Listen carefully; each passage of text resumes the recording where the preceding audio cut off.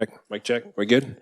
All right, good evening. Welcome to the January 25th, 2023 meeting of the Regular Planning Commission. We'll now call to order at 6 p.m. Madam Secretary, would you please call roll for determination of quorum? Commissioner Harlan. Here. Commissioner Fisher. Here. Chair LaPaglia. Here. Let the record reflect all members are present. Thank you. Well, tonight we'll start off by introducing and welcoming the new commissioners. First starting off with, with Dennis Fruman and Joe Wojciech. But first and foremost, we'll start with Dennis. Dennis, welcome. Come on up. Let's see here. Congratulations on, welcome to the Planning Commission. So come on, take your seat. And hey,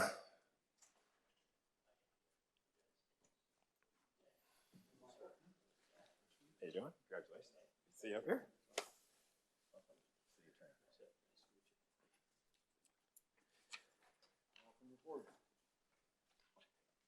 And next, we'll bring up Joe Wojciech. Welcome to the Planning Commission.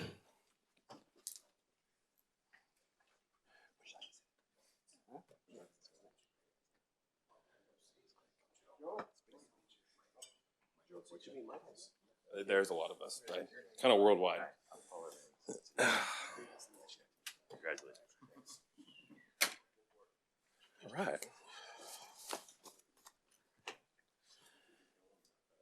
Well, welcome, gentlemen. We appreciate you guys volunteering your time to the Planning Commission, and we welcome you to our commission. It's been a fun year. I think we got some big projects coming up before us, starting tonight with the hillside and view line ordinance. So, welcome. And with that, next we'll start with the Pledge of Allegiance.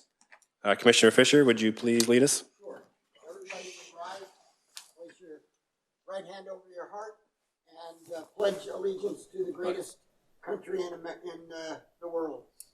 I pledge allegiance to the flag of the United States of America and to the republic for which it stands, one nation, under God, indivisible, with liberty and justice for all.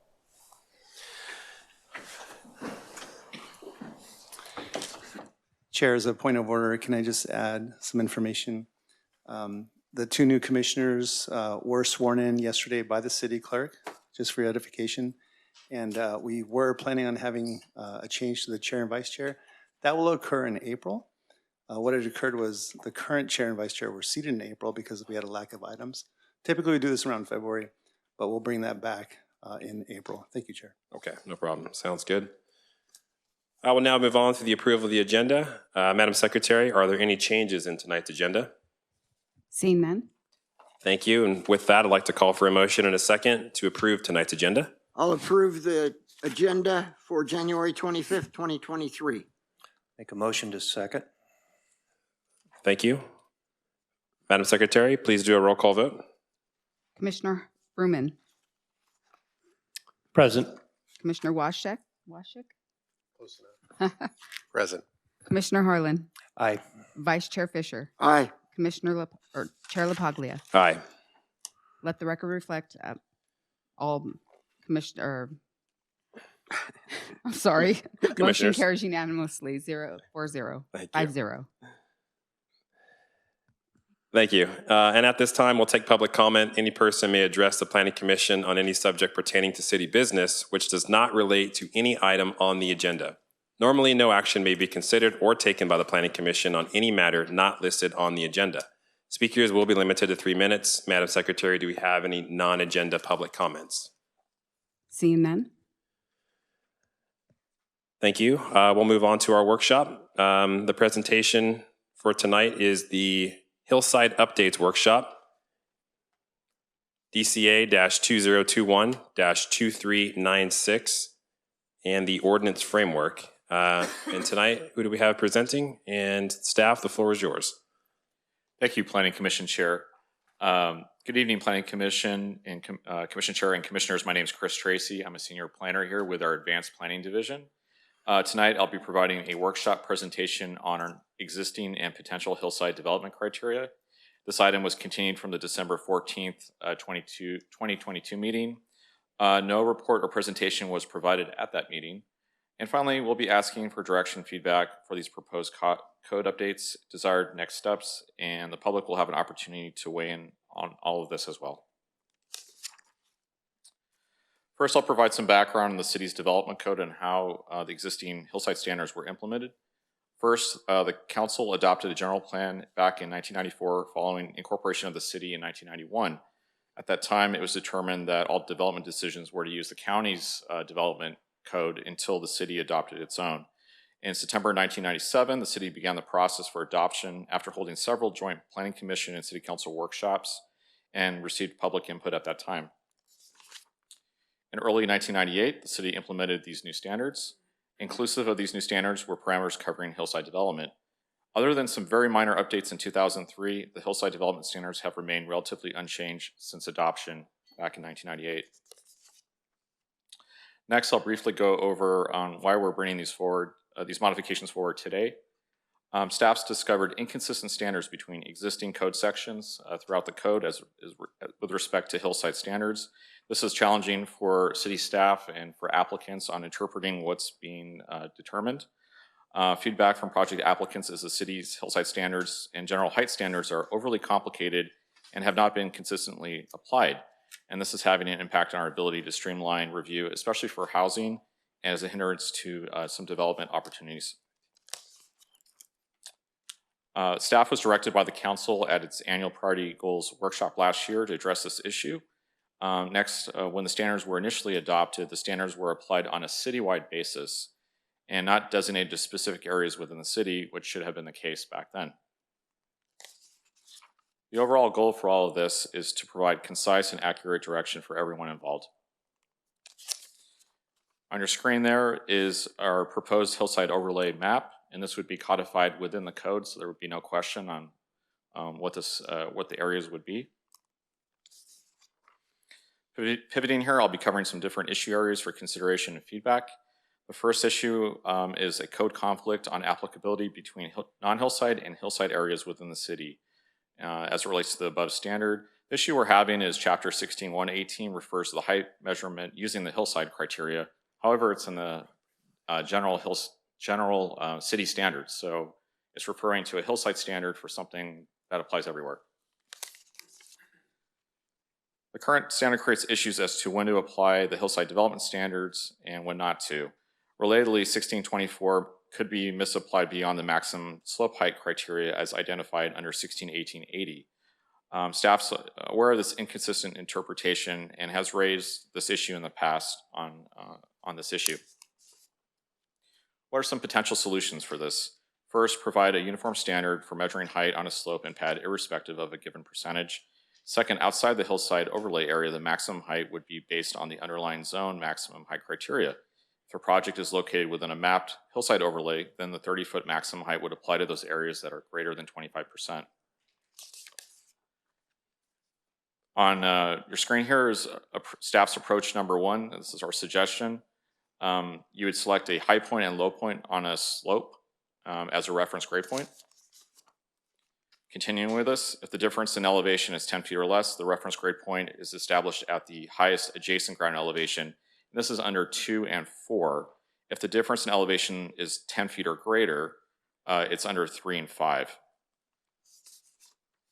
With this approach, it's to accommodate varying topography, and staff suggesting that a maximum of 10 feet, a 10-foot differential be added as part of that equation to accommodate things such as crawl spaces and similar.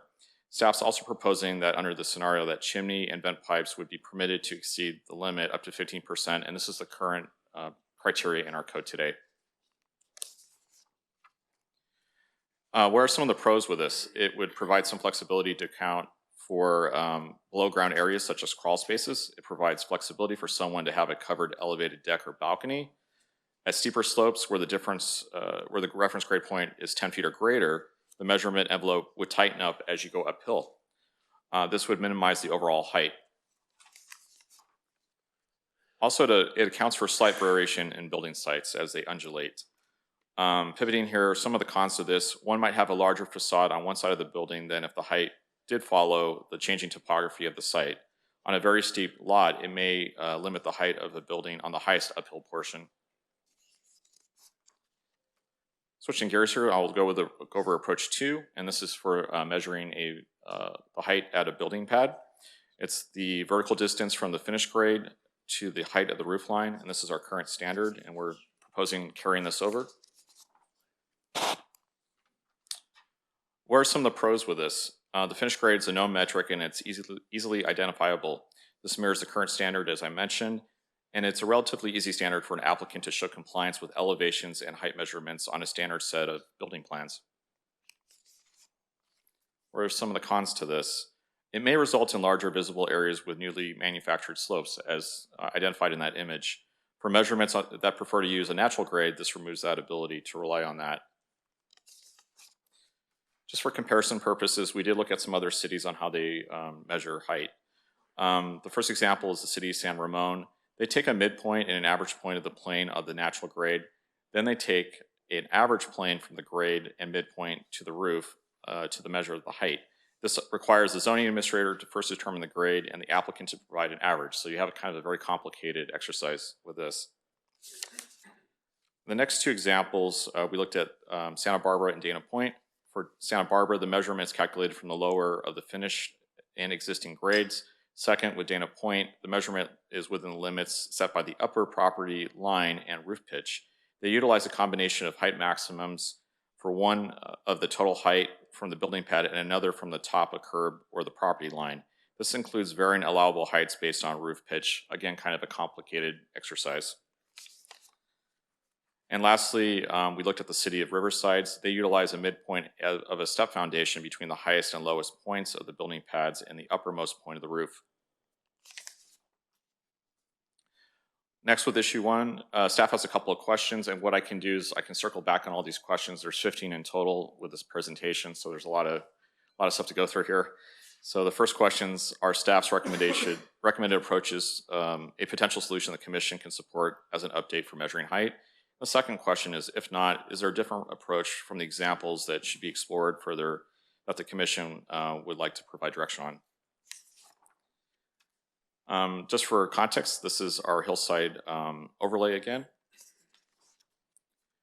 For issue 2, currently chapter 1624 applies a hillside condition to all natural slopes within 25 to 50% slopes throughout the city, and no development is permitted on slopes 50% or greater. Staff understands that the original intent of this criteria was to be limited to those map areas to the hillside area, not on a citywide basis.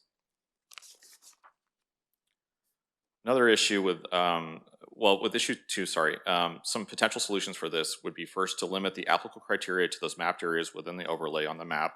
Then you would drill down further using the city's GIS to look at this at 2-foot contours for project review. Second, we recommend that the existing prohibition for development on natural slopes greater than 50% remain in place on a citywide basis. Continuing with potential solutions, we would provide some exceptions for flat work, ADUs, and similar. Staff's proposing a centralized retaining wall criteria so that the aesthetic qualities are still addressed on a citywide basis. And then these are our next 2 sets of questions. Real briefly, I'll go over it. Can the commission support staff's recommendation on limiting the provisions for hillside development to those mapped areas? And then second, does the commission have direction regarding the staff's recommendation on the exceptions language for flat work and similar? Next, I'll be covering our issue 3. It's been brought to staff's attention that the average slope calculation on your screen here has been misinterpreted and misimplied in the past. We have some potential solutions for this. With today's technology, this formula is no longer necessary, as the slope can be mapped using the city's GIS using 2-foot contours, so we can drill down with that information. This will be beneficial for project applicants and city staff for project review as it simplifies the analysis. And, the 5th question here is, can the commission support staff's recommendation for the removal of this formula and use GIS? Next, I'll be covering issue 4, part 1. This is prominent ridge lines. An issue that has come to staff's attention is the misapplication of prominent ridge lines. Today's chapter 16.24 provides some very vague language on defining where these locations are. Presently, 1624 provides some parameters that structures are not to be permitted closer to a prominent ridge than 50 feet as measured vertically on a cross section or 150 feet horizontally. So if you have a triangle at the top of a slope, 150 feet over, 50 feet up. So kind of that's your envelope to stay away from. We have some potential solutions for this.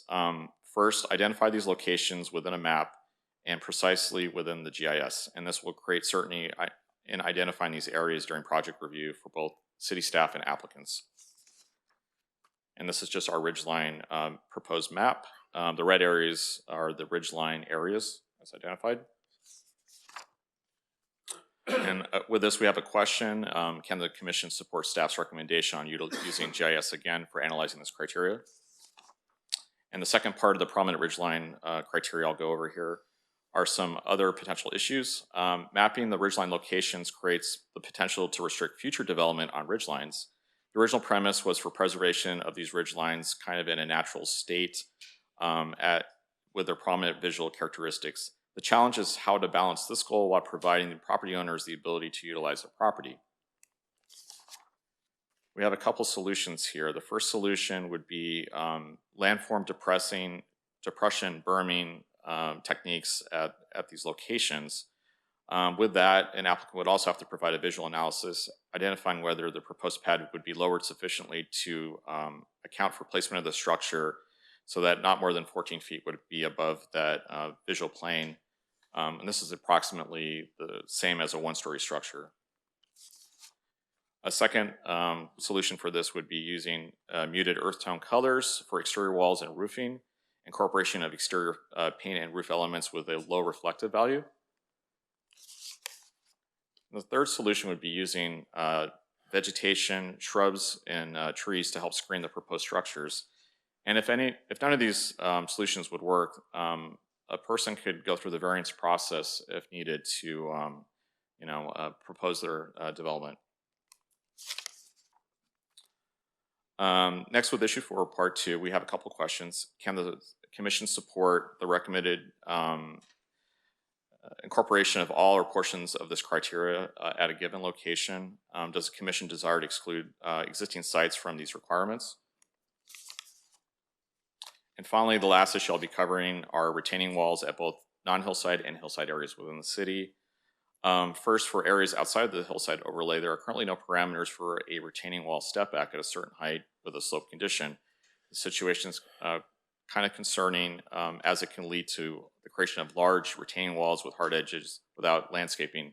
And the next photos will kind of help illustrate this. As an informational item, please note that any wall greater than 30 inches in elevation change has to have a safety fence on top of that so that someone doesn't fall over. So this is the hilltop at Winchester Creek Apartments. There's about an 18-foot high wall at the highest area there. As you can see, it kind of creates a very hard edge visual condition along the street frontage. As a way to soften this, perhaps potential solutions would be to include a landscaping step back at a certain height and use of crib walls with landscaping materials. On the left side on your screen, you have a step back condition where trees are provided, and it's a kind of more of an ideal type of setup. On the right side, you have a large retaining wall, a crib wall with landscaping materials. It's a positive attribute, but if there was some sort of step back, I think that would help a little bit more on that hard edge. On your screen here is our proposed retaining wall criteria for non-hillside overlay areas. These proposed standards would apply citywide. To walk through these parameters, for the first row, for a retaining wall facing outward within a front or street side setback, an applicant would be looking at a 4-foot maximum height. For the second row, for a retaining wall facing inward, which is our current standard, an applicant would be looking at a 6-foot minimum. So if someone has a parking lot, you could have a wall that's up to 6 feet, and that's in our code today. For the third row, any light assigned areas, a maximum height would be 30 inches for safety issues. And that's what we've been implementing today.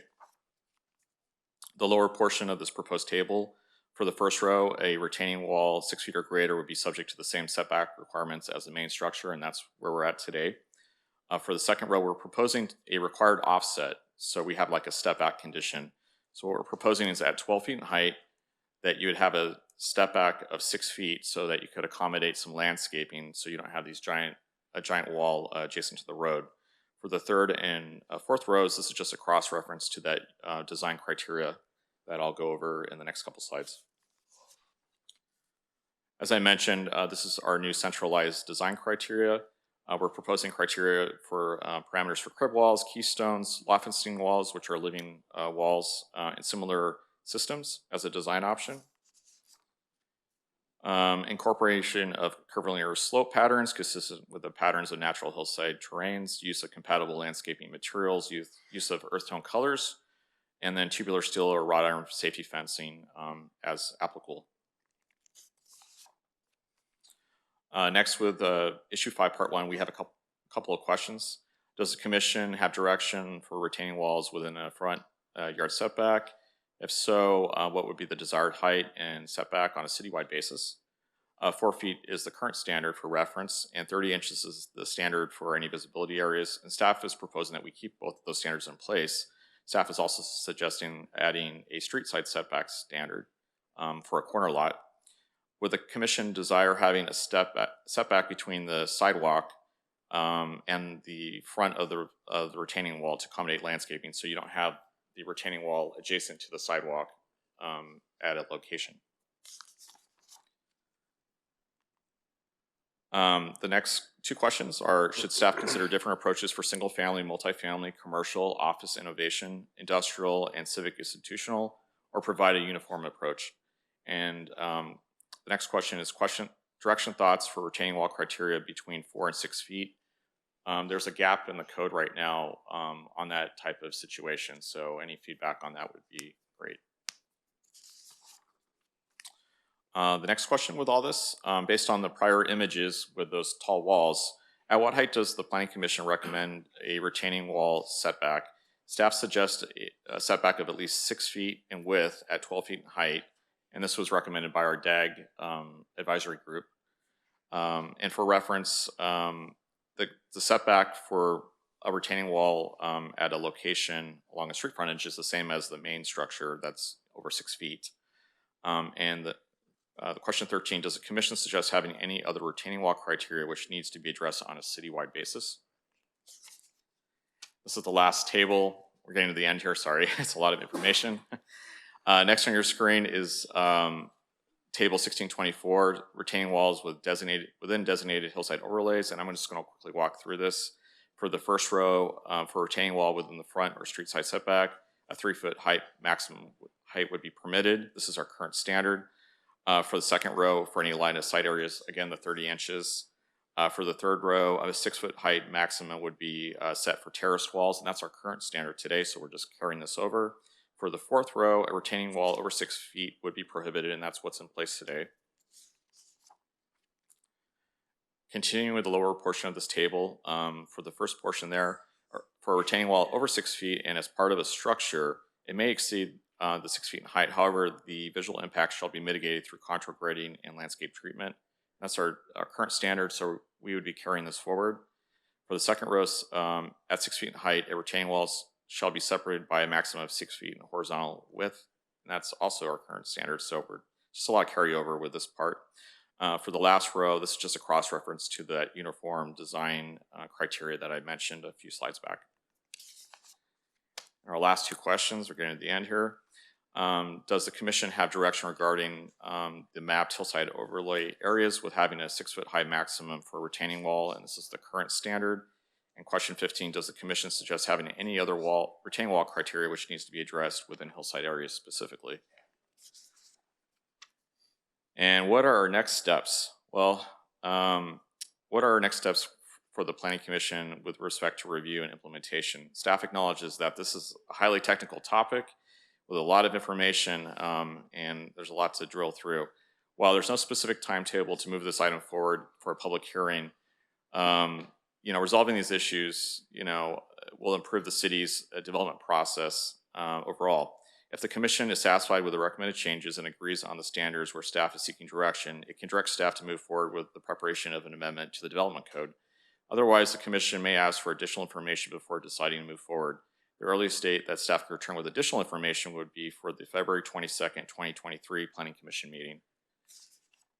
And then in closing, staff recommends the following actions: receive the presentation by staff, discuss potential solutions, and provide direction of policy options under a proposed ordinance framework, and receive and file public comments.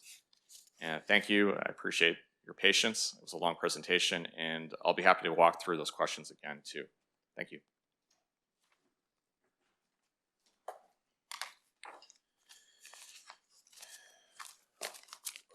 Wow. Okay. Yeah, sorry. Well, we're definitely going to need to break down the questions. I couldn't write fast enough, nor did I try. But I guess we can bring it to the commission for questions now, and then we'll go to, here's some public comments after. So if you want to wait till public comments are over, or if you have some questions for staff right now, let's start with Commissioner Harlem. If I may, Chair, I just want to, and this is a little unique, and normally we would take questions of an applicant before we went to public comment, and we can do questions of staff here at this time too, if you'd like. But I would caution that this is not the time to do the question and give direction to staff or give your answers to staff until after public comments. So, Correct, right. Just any questions on staff's presentation. Yes. Right. So if there's any questions, which I'm sure there's maybe a few, any questions for staff's presentation, now would be the time to ask. So Commissioner Harlem, good for now. Commissioner Wojcik, any questions for staff's presentation? I do. I have two. Earlier in the presentation, you were talking about there's some inconsistencies in the codes, which kind of led to this. Give me an example that you guys had where that came up and how that was resolved. So there's some portions that reference a 20% percentage as the hillside conditions, and other areas that reference a 25%.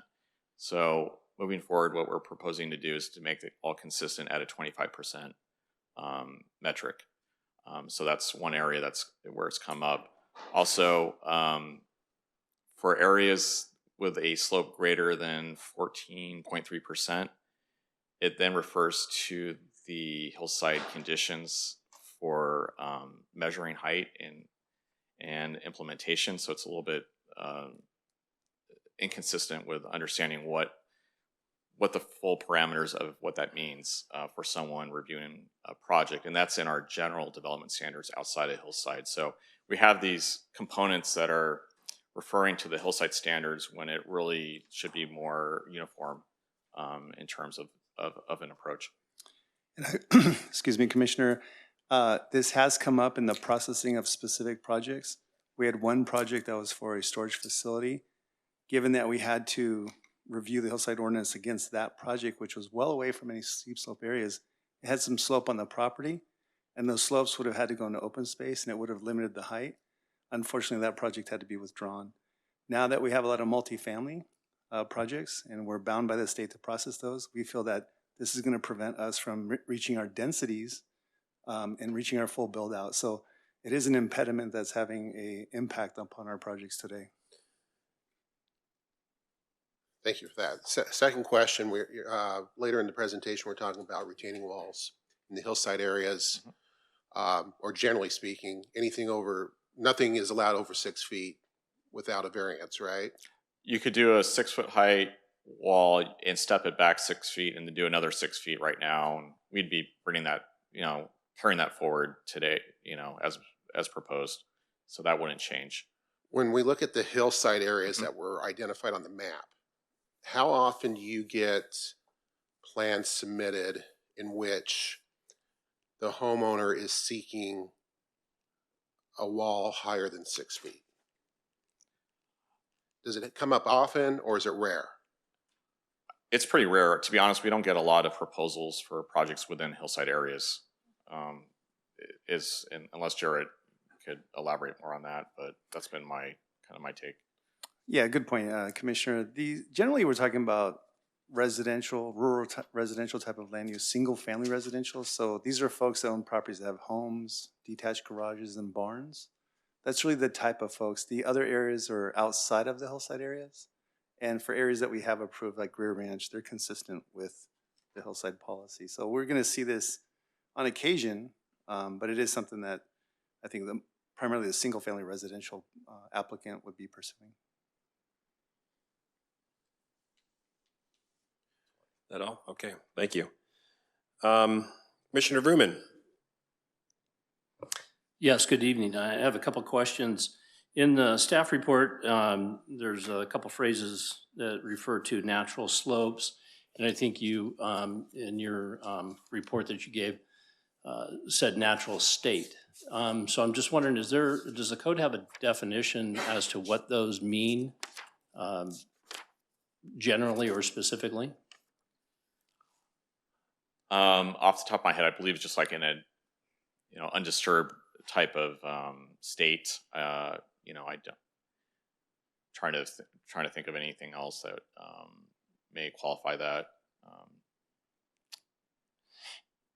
And the reason why I ask is because there may be some portions that maybe there's development that's occurred, and so if that has happened, years in the past or even prior to the city.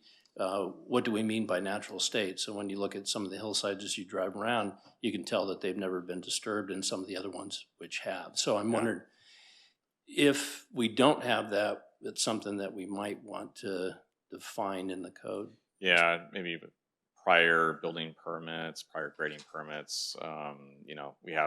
There's some nexus to a permit. For disturbance. I mean, we have unpermitted work too, so that's a little bit complicated. So we can look at that for sure. Thank you. And then the other question I had here, you were proposing to remove some definitions that were in the code and referring to some of the computer software. Are some of those standards that you would put in there that would be programmed into the computer? What I kind of wonder is if someone came in to apply for something and saying, hey, look, well, the computer says this. And so does the computer software that you have, the GIS, have those standards already kind of pre-programmed, if you will, or is it still going to be somewhat subjective? I mean, it should be detailed. We're going to go down to 2-foot contours throughout a site. So the level of detail is there. The GIS will be available to project applicants and to city staff, so they could, work through that analysis on the plans. And, it's just, I think it'll provide at least a baseline for clarity in terms of that analysis. But are we losing something by the definition of as to what it is if it's already? No, I think the problem is it's the way it's where you take the average slope and how that's applied throughout the site. So at least when you have the data in front of you, you can kind of drill down onto what does everyone agree upon, so there's no misunderstanding. Commissioner Vrooman, these are based on topo maps, and if you look at the average engineer who's being asked by an applicant to compute this information, topo maps are very straightforward, easy to compute. Whereas the algorithm that we have is subjective. You can actually kind of get in there and tweak under the hood a little bit. And we don't feel that that's an appropriate metric to use. But topo maps are very commonly held as a standard by the engineering industry. And we feel that it's easy to access. You can use USGS maps. And so it gives something back to our applicants, a consistent way to measure. Okay, that's fine. Thank you. Thank you. Vice Chair Fisher, any questions for staff right now? Yes, I noticed in the staff report that it says that the MMC is clear that the code was intended for all natural slopes throughout the city. Is the word all and throughout correct? Because it seems like we're limiting some of the properties that have already been developed. I've been told that wasn't the original intent. It's to limit to the areas that are prominent in identifiable states. So there's been a misinterpretation on how that's been applied. And looking at the overlay map, and the newly prominent ridgelines map that's been developed should not be singled out, preventing the use of their property like the rest of the city? I'm not quite sure. What we're trying to do is drill down to the areas where it's 25% or greater, where you have prominent ridge lines in a defined area. And then what you would do is you would drill down further to those areas within that are 25% or greater. And Commissioner, I think the question might be, if a landowner has a property, whether it's vacant or built or partially built, are they going to be limited by this action? Is that the question, where if you are Correct. now, if you're within a mapped area, what restrictions will occur to that property owner? And Chris, maybe you can address it that way. Yeah, I mean, you'd have to comply with the Hillside Chapter 1624, which is currently in place today. So, using contour, grading and landform grading, use of vegetation that's natural out there, curvilinear walls, and things of that nature. So there's some specific standards. What we're doing is we're going to be carrying forward, by and large, those same standards as it was originally intended to these areas in more of a specific manner. What I should say is these maps will be actually codified in our municipal code with this update, so there's no question on what areas are we talking about or where we're not. So, and that's been the problem, is where have these should have been applied. Is the hillside overlay maps new, or has it always been in existence? It's been in existence for a while. It's just the problem is it hasn't been in a location that's been easily accessible to people for review, and it's been misinterpreted. And Commissioner Fisher, on that point, that's why we're codifying the map in this request, whereas in the past, that map wasn't part of the ordinance. So you, as an applicant or staff, all you could do is read the text in the development code. It was very hard to find that map. So I think that's the contradiction, is that one valuable piece of information wasn't at the fingertips of most people. So we want to get that right on this time around and make sure that that's part of the record. Is our main purpose to protect our ridge lines or not? It's in our general plan policies. Maybe Carl could speak to this a little bit more too. Yeah, sure.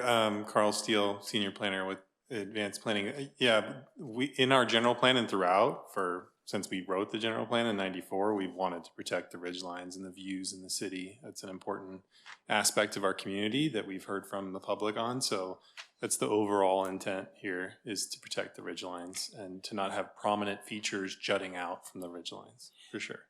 But by mapping the ridgeline location, does it create a potential to restrict future development? Chris is getting some additional information. I'm just started thinking here of other jurisdictions I've worked in, and we, for example, I worked in coastal cities where we have the coastal zone mapped, right? And there's different resources within the coastal zone that are mapped, and sometimes people get upset because they don't want those maps to be made. But how else do you know where you need to apply regulations if you don't map it, right? So this is essentially that exercise. We have to map and say where we think these areas are. As the city planner was saying, topo lines are a standard. We use that standard for all kinds of things, for grading plans.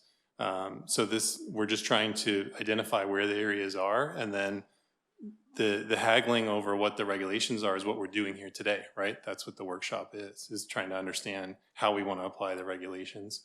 And we have existing regulations, which Chris went through, and we want to look at those because we haven't updated the code in 20 plus years. So we want to look at that and see if we're adopting the map and what else can we do to make sure this is clear for people to use it. And let Chris jump in. Thank you, Carl. Just some additional comments is, for those that natural features comment, we do have some areas within this exhibit where there's both, natural conditions and conditions that have existing development. So, that's been manufactured. So that is kind of a baseline condition today. So.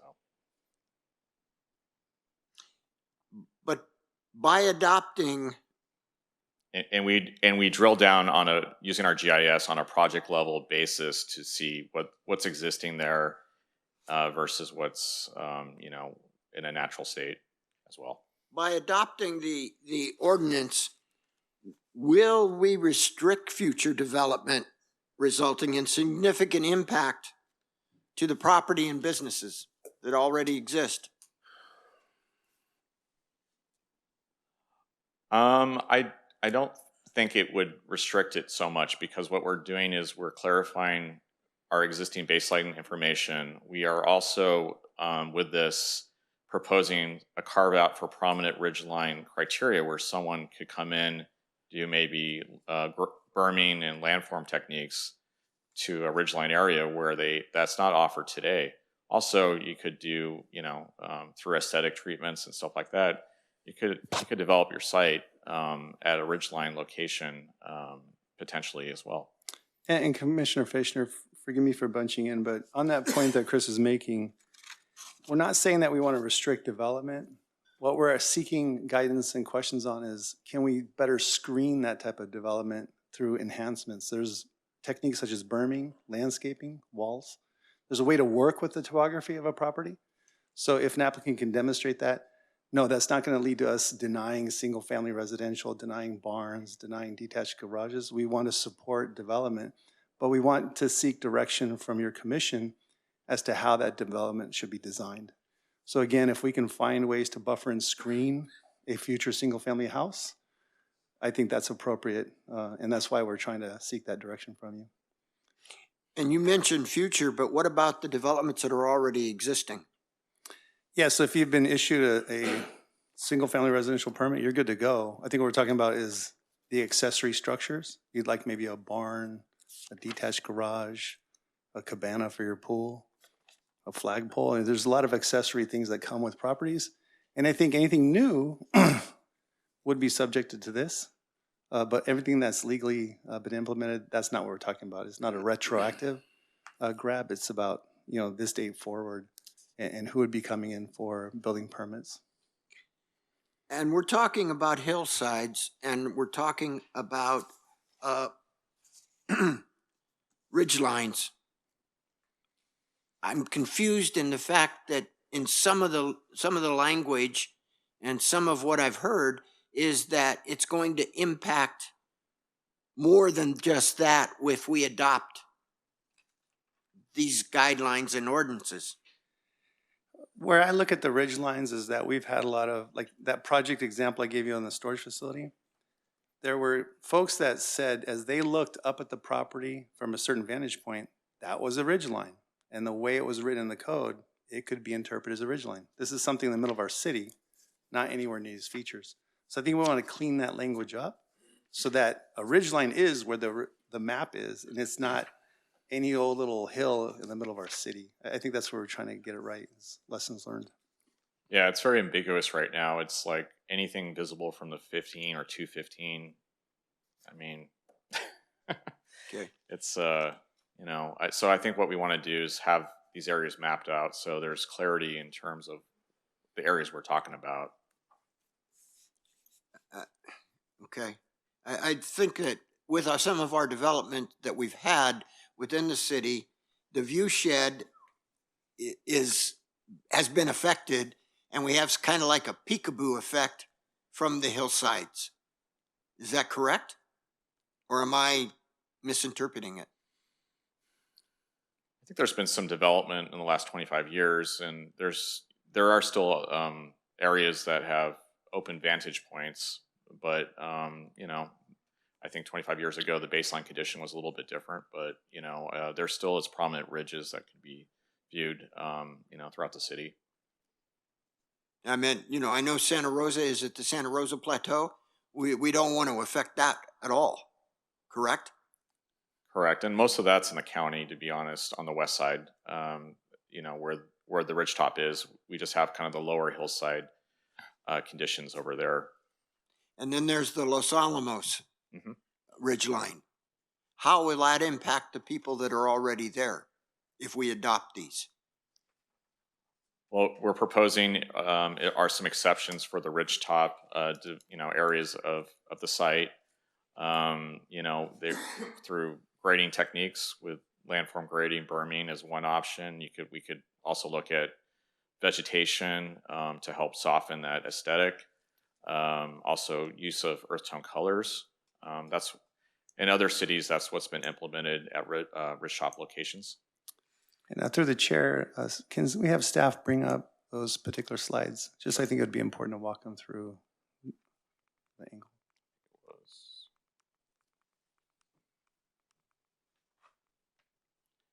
So this example, they kind of use a muted green type of color, just as an example. On this one, closer to home, this is using vegetation to kind of help screen that ridgetop area from below. Okay. Thank you, Mr. Chair. I think I'm going to be interested in hearing from public comments before I can go forward. Likewise. Thank you. Well, there's a lot of complexity of this. The technical terms and slope percentage and offsets and things like that. I haven't quite wrapped my head around it, but I want to kind of simplify the areas that we're talking about. And my first question is, are any of the areas proposed on the hillside overlay on the map, are any of those protected or adjacent to protected land, whether it's RCA or dedicated open space? I have some graphics I can kind of walk through on that. Let me do that. So here we have conservation lands that are in those. Do you have a mouse? Can you point to it? Oh yeah, let me. It's over there just while Chris is doing that, just south of the high school at the top of the map. You can see the high school there on Whitewood is the road that's kind of snaking along there. Yeah. And then you can see our city park down there more towards where it says Los Alamos. Right. So there's a red blob up there north of that's in the. Okay, I'm familiar with that now. Yeah, so that's a prominent ridge line right along Whitewood that's within RCA conserved land. And I should also add the end of Alt Road east of Los Alamos on this image, that big area between North Star Ranch and Los Alamos Hills, that's RCA land as well. So a lot of that middle area is in RCA's territory. And I think I have kind of a better graphic here. But is that off of the map that we're talking about? It's within the mapped area. So, some of those areas are, in the RC area that won't be touched in all likelihood ever in the future. I mean, it's for open space as a permanent use. Mm-hmm. What about the land on the west side of our city, from the southwest corner and then kind of coming up towards Bear Creek? That's kind of perimetering, or on the perimeter of the Santa Rosa Plateau. Is the area in our city jurisdiction, in our city limit, is that not already protected by any agency? I think near Santa Rosa Plateau, near Clinton Keith, we have some of that in conservation land. So what's in the light orange? Just east of Santa Rosa Plateau. Chair, there's some open space in there. There was some change. There was some review we did in the general plan, the focus general plan update in there. The number of that parcels in those areas are open space parcels, and some of them are part of Bear Creek's specific plan area that was set aside. When they developed Bear Creek, the sloped areas were put into open space. So they can't build on that anyways. If they're open space, no. So do we know if the area in Bear Creek and just to the east of Bear Creek is that dedicated open space? I think that's the kind of thing we could bring back, a map that shows you that in detail. Okay, well that'd be good. And then moving to the northwest side, or maybe the north side, around Greer. Yeah. Obviously, we're all familiar with the Murrieta Hills Pulte development coming in that was approved earlier this year, last year. That's going to be dedicated to the RCA as well, right? Yeah, the applicant, Pulte Homes, is working with the RCA on that point. And just as a clarification, that project did analyze the hillside policy for both the county and the city and was found consistent with both. So with these proposed new changes, will that affect the approval of that project? Water towers, et cetera? No, that's a project that was approved by city council with a certified EIR. It's good to go. There's no retroactive impact from this upon a specific plan that's been adopted. Okay. Yeah, I would add to that, right, what the city planner was saying. You've got a specific plan in place there, right? So the first thing you go to is the specific plan. That's the guiding document. Okay. Same thing for Greer Ranch. You start with the specific plan. Any parcel that's in Greer Ranch, and you'd refer to the specific plan.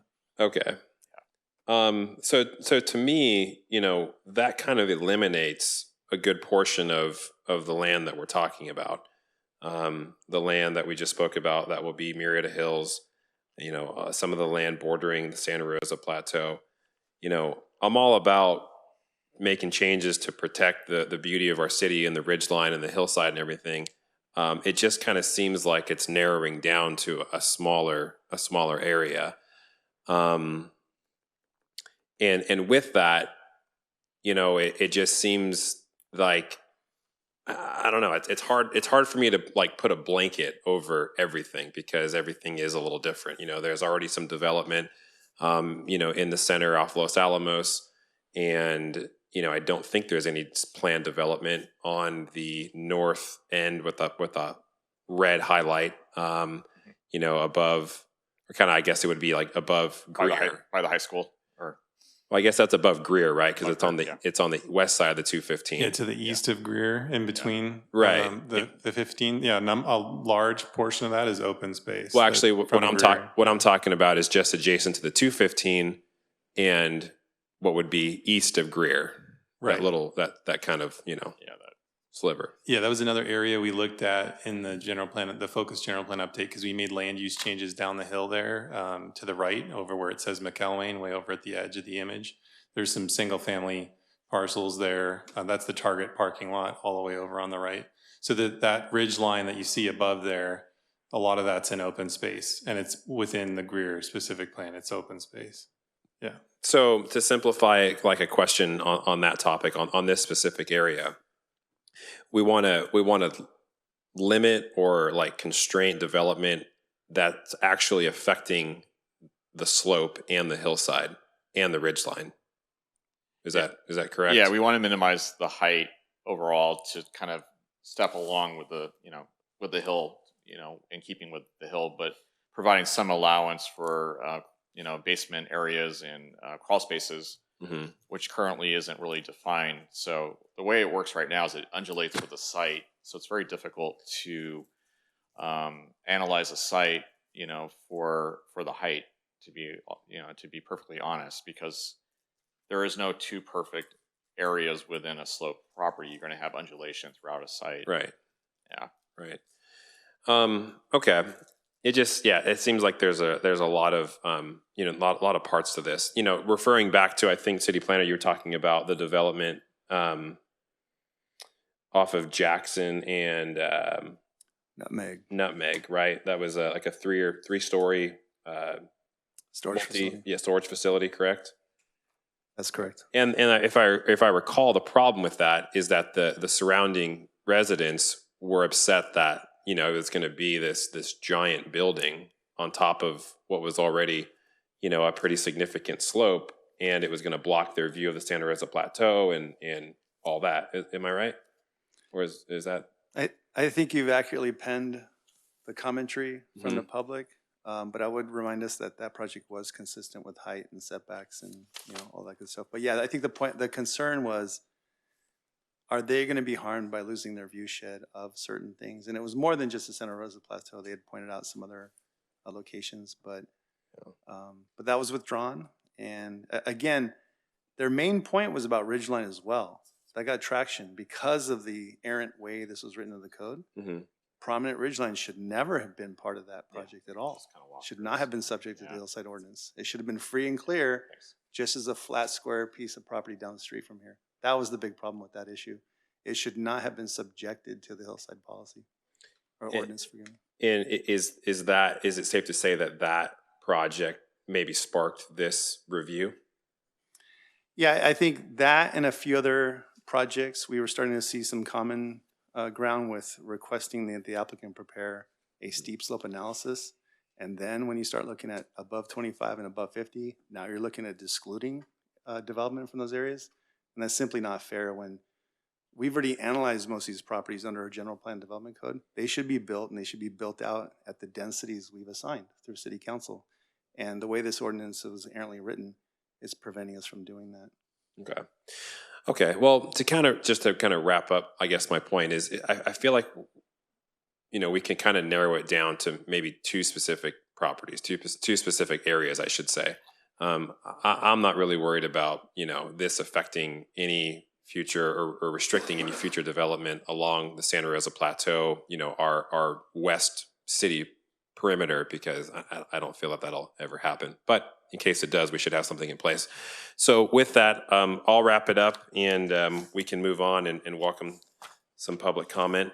So Madam Secretary, are there any public comments, starting with any opponents, or those neutral? Yes, Dennis Hollingsworth. Welcome, Mr. Hollingsworth. Thank you, Mr. Chairman. Commissioners, Dennis Hollingsworth. I reside at 26620 Pabasu Road in the city of Murrieta, and appreciate the opportunity to speak with you on this subject tonight. And most particularly, I am obviously, we're all who've dealt with this or come across it, sympathetic and encourage the simplification of this hillside ordinance, and certainly want to commend staff on that effort. But I also want to make a couple of points that are particular to this presentation. But before I do that, I think that we should take a step back and look at the overall hillside ordinance through the lens of how we got here. And the lens of how we got here is that this was instituted at a time when the picture, regulatory-wise and conservation-wise, for these hillsides in the city was much, much different. We were just starting to see the conservation of the plateau, and we certainly didn't have the acquisitions that we now have in the Los Alamos Hills and some of the other areas in Greer Ranch and behind Greer Ranch and so forth. So I would submit to you that, one, the purpose of this has largely been accomplished, and that is aesthetically preserving those view sheds on the hillside. Parenthetically, I would say that, if we're looking at equity, when my house was built and when my parents' house was built in 1988 and 1989, on top of ridge lines, we had a wonderful valley to look at for our view shed that was devoid of rooftops. And so if we're looking at equity of view sheds, we certainly don't want to penalize people like us who are the last to be here or the first to be here. And then when you get to our current situation with our property, which I'll get to next, which is, we plan to put together and submit to the city a specific plan for our island of undeveloped property that's currently being used as a nursery, and build a very, very nice community there. And that would certainly utilize the views from those existing areas. You may say, well, then what's your problem with this? Because you can write yourself out of it. I'm going to retain property. My sister, my parents are going to retain property where they're going to want to do things, outbuildings. I may want to build some units for my adult kids on my property. I've got 7 acres that we don't want to be unduly burdened by complexity that remains in this revised ordinance. So the specifics to the staff presentation I would call out your attention to are the areas about prominent ridge lines. Mr. Chairman, I think you touched on it as well as you, Vice Chair Fisher, and that is that when we look at the purpose of this and how it was started, it's... You're out of time. Can I allow another minute? Maybe fine? Yeah, go ahead. The purpose has been accomplished. So looking at those overlays on the map, we should just, the simplest thing to do would be to really dig down and remove those areas that are already protected and pull those off of there, and that have other regulatory over the city, whether it's RCA, state, so on, remove those from there. Second would be Some of those things don't make a lot of sense when we're talking about, if we've accomplished the aesthetic goal, is there a health and safety goal that remains? Well, we can engineer around most of those. Certainly the 50% might be one that you would want to retain. But we want to make sure that we're not still retaining a lot of complexity, undue complexity, not just throughout the city, as you mentioned, with projects that come in on flat ground, but also on those hillsides. The last point, and thank you for the extra time, would be on retaining walls. We plan to do retaining walls. I don't know about other areas that might be doing that on single-family lots outside of SPs, but I couldn't remember the name of it. But some of the things we're talking about aesthetically that work from an engineering standpoint would be gabion walls that really, really look nice. They don't give you that same look as a typical retaining wall, but they might need to be larger than 6 feet or 12 feet or so forth. But so those are some of the issues, and would ask you to look at the big picture and look at the complexity that remains. So thank you. Thank you.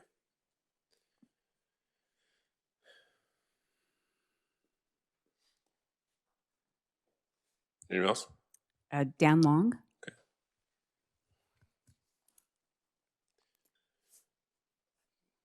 Welcome, Mr. Long. And to be fair, let's give Dan Long 5 minutes. Hopefully I won't need all that, but I'll do my best. Thank you, Chairman LaPaglia and members of the commission.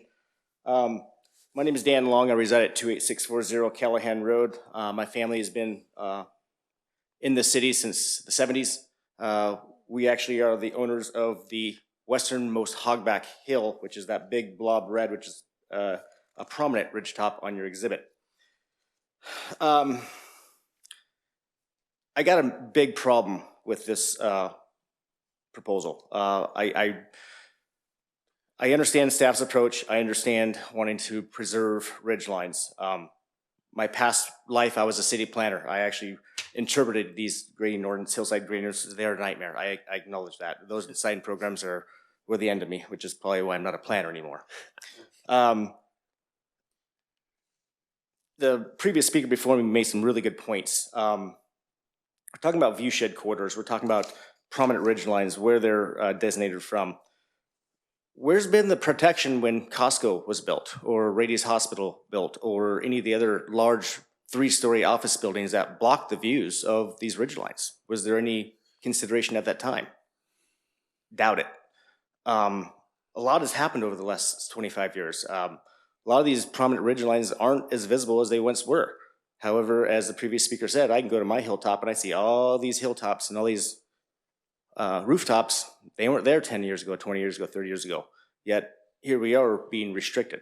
So I feel like there's a little bit of a challenge there. I would like to go back to one of the things one of the commissioners mentioned was there's very, very few property owners being affected by that, and I am one of them, my family and I. Where's the outreach to us? Hey, there's 60 lots being affected. Homeowner or property owners, let's get together and find solutions.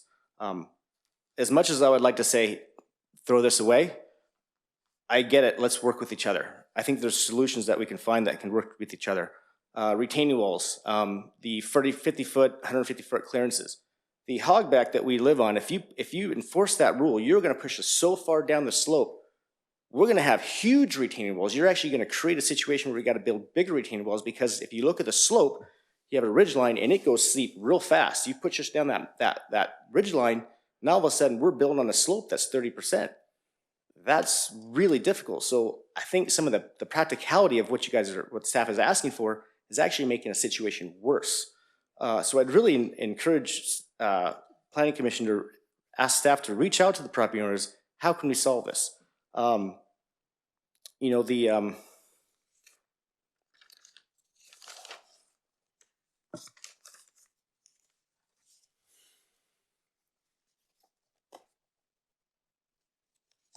think those are most of my general comments. If you could, Steph, if you can go back to that exhibit there.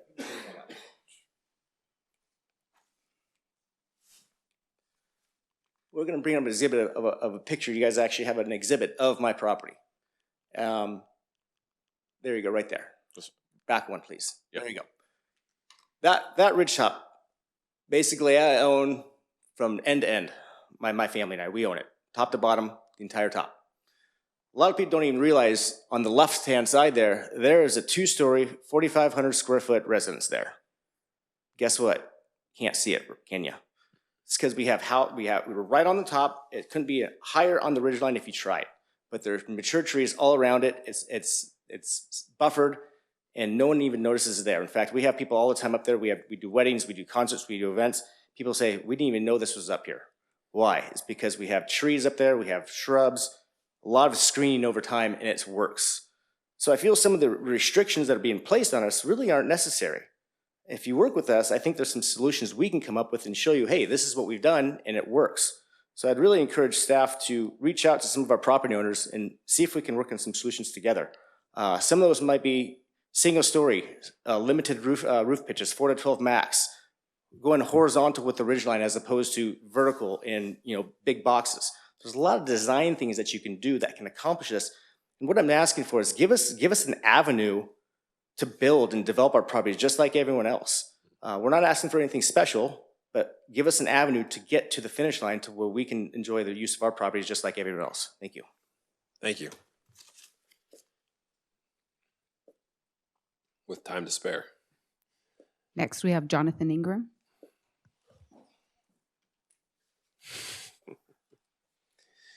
You only get 2 minutes. No, I'm kidding. 30 seconds, right? Congratulations to our new commissioners. Thank you for affording us the opportunity to look at this. It's something that we've really needed to address for many years. And it was kind of, I was one of the leaders that brought this forward. And I worked with Jared and David. The hillside ordinance has been unduly punitive to development. When we were referring to the project about the storage facility, that's a natural grade that was on a slope. One of the things that I've always been concerned with, even as a builder, and the city attorney might chime in on this, is that there is no view guaranteed in California. It's totally absurd when we mention even the discussion of a view, because views aren't guaranteed. And if that were the case, then we would sit and go, if we're sitting on a hilltop and we're looking down at all the stuff that's been built over the years, we would have to factor that in. So one of the things that I'm concerned with is being, chair for multiple years of the RCA and the MSHCP, the swaths of land that you see there, we should be taking that map. We should take the linkage, know where our rough step is, and go, this has already been accounted for. It can't be built out. Then specifically map the areas out so that we understand when we're looking at it from a development standpoint, or somebody that's acquired that land. When you acquire that land, you're doing your due diligence. If we've looked at the convoluted hillside ordinance the way it is, these people purchased this land predicated on the information that was provided to them. Now, if we go back and change it and they haven't gotten through the planning process, it becomes a greater issue. And it's punitive to those people unfairly. So we need to look at that and figure out, okay, how do we apply this and what was the original intent, right? When you look at harvesting, you look at any of the other areas there, they use natural topography, right?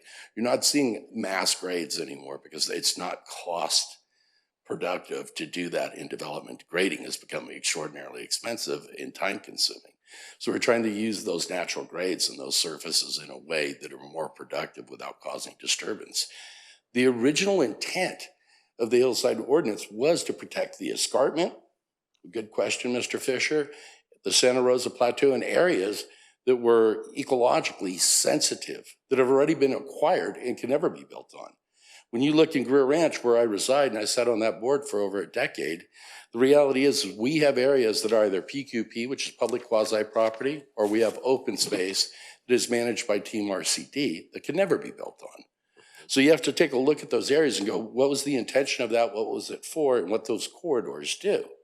When you look at the corridor that comes down through the backside of Greer off the escarpment back there where you were referring to on Murrieta Hills, that is a natural drainage system because that whole area is gravity fed. There's no drainage, there's no sewer system that moves that. That all moves through natural crevasses and drainage areas that have been there for centuries. And that's not going to go away because that's how they were built.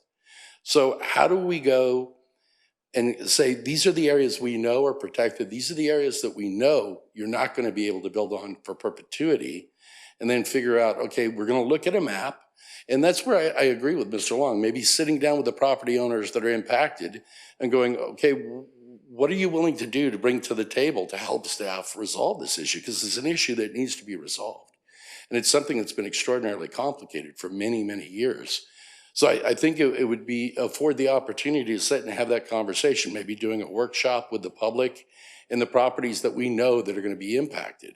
I think you have the ability to pull up the MSHCP map and take a look at those other things and go, okay, here's the properties we know that we can take out of those red clouds now, and define those clearly and go, here are the properties that will be impacted, right? So that we're not impacting property that's private property that probably is not in those sensitive corridors, like the property you referred to that belonged to Mr. Kelly.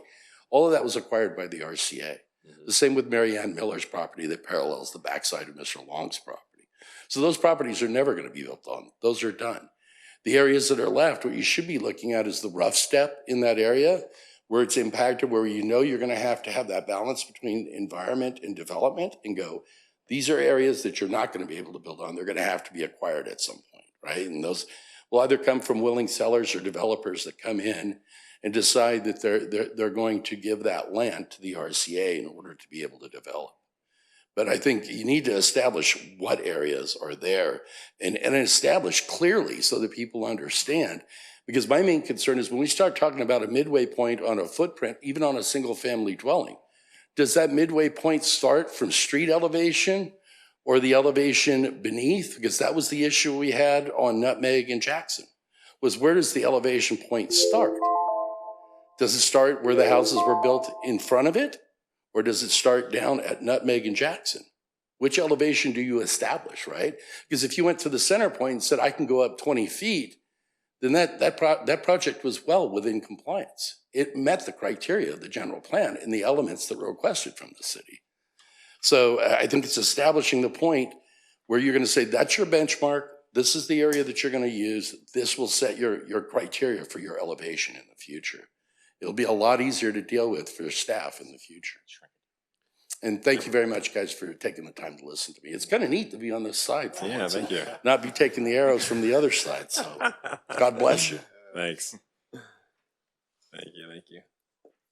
For the record, that was about 7 minutes. Yeah, I was trying to figure out how to cut Jonathan Ingram off. Any other, Madam Secretary? Any other speakers? No? Okay. Well, we can bring it back to the commission for, more deliberation and discussion. So, Commissioner Harlem, any questions? Any comment? To your point, a lot to unpack here, and thank you for the public and those who showed up and shared their viewpoints. For Mr. Long, I live on the picture you showed. I'm on the other side of that ridge, and I look up and see your property every day, and you've done a wonderful job up there. The way that set us. To your point, if you hadn't shared with me what's there, I wouldn't know from my vantage point. Certainly a lot to unpack here, and if we want to start going through some of the various different questions on this, or where you want to take this next. Yeah, maybe I can get some direction from city planner. Do you want us to actually answer, questions 1 through 10 or a portion of them? Or I have a general feeling that we're going to need to continue this and plan another workshop already. But I still want to give you guys a fair shake at it. When you look at how embedded this is, and it took staff quite a lot to even unpack this.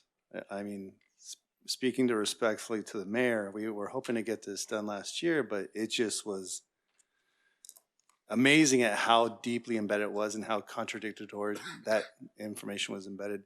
What I'm hearing tonight is I think there's property owners sharing with the commission that they feel that there's additional dialogue that should occur. That's something that the Planning Commission can direct staff to do, or as staff has asked, we can go through the questions, but this is about time management and about getting your questions answered. So if you'd like to go through the questions, that would be very helpful. If you would like to take a different action, staff will honor that. Okay, well, we could leave this up to all of us. Maybe we should go through try to get 4 questions answered, or if we need to continue the 4 questions, we could just start off simply with 1 through 4 just to try to make some progress tonight. So why don't we do that? Why don't we start with your first question and kind of, give a little bit more explanation on that? Thank you, Commissioner Chair. And just for the record, there was communications that were that was sent in. Just for the record, I just wanted to make sure that was communicated to you as well. Okay. So with that, Commissioner Harlan, do you, question 1, our staff's recommended approaches and potential solutions to the commission a potential solution the commission can support as an update for measuring height. And, I don't even really know where to start with that, because we, like one of the public comments said, like, where do we start the height measurement? Let's maybe kind of get a little bit better explanation about this slide. Right. So I'll just kind of walk through this a little bit. So if you're doing a step building that's terraced up a slope, this is the proposed 4 different scenarios. So if you have a step building that's less than or equal to 10 feet, the reference point is on the right side of the building, so the upper part, and the height would 30 feet above that. That would be your measurement, your threshold there. So that would be the limit. That would be the limit, correct. Okay. And then if it's a really steep slope, you look at image 3. So the reference point's taken on the lower part, and then what that would do is it would kind of shrink the envelope as you're following the hillside a bit. So you're not having a giant home, terrace up, but you still provide some flexibility for like a crawl space or a basement or something like that on that, that portion on the left side. Sorry, it's a little bit hard to explain. Okay. I can help a little bit too. So actually, real quick, just a question: is this really only for residential development? By and large, I believe all our parcels are in residentially zoned areas that are in the hillside area. Okay, so just for us to keep that in mind, that we're just talking about homes being developed, not commercial property, nothing else. This is just homes. Correct. Okay. Yeah. And this example that Chris is showing would be if people were trying to develop along the natural grade. They're not doing a pad. Right. They're trying to build a house with stem walls. Sure. Kind of what you see in like side of the San slope. Francisco. Right. Right. So here's a stem wall in this image, and kind of your slope condition. So getting back to what you were talking about, we rarely see this in the city. I mean, like the homes in Greer Ranch are all built on pads, right? It was mass graded. So this is not the typical style of development we would see. This is kind of a rare form of development that we might see. And then the example Chris showed, I have experience working in other jurisdictions where we use this standard, large jurisdictions. This is what the County of San Diego does for height. And Jared and I had experience using this, and our previous director, Jeff Murphy, as well. It's real easy to do. It's easy to verify.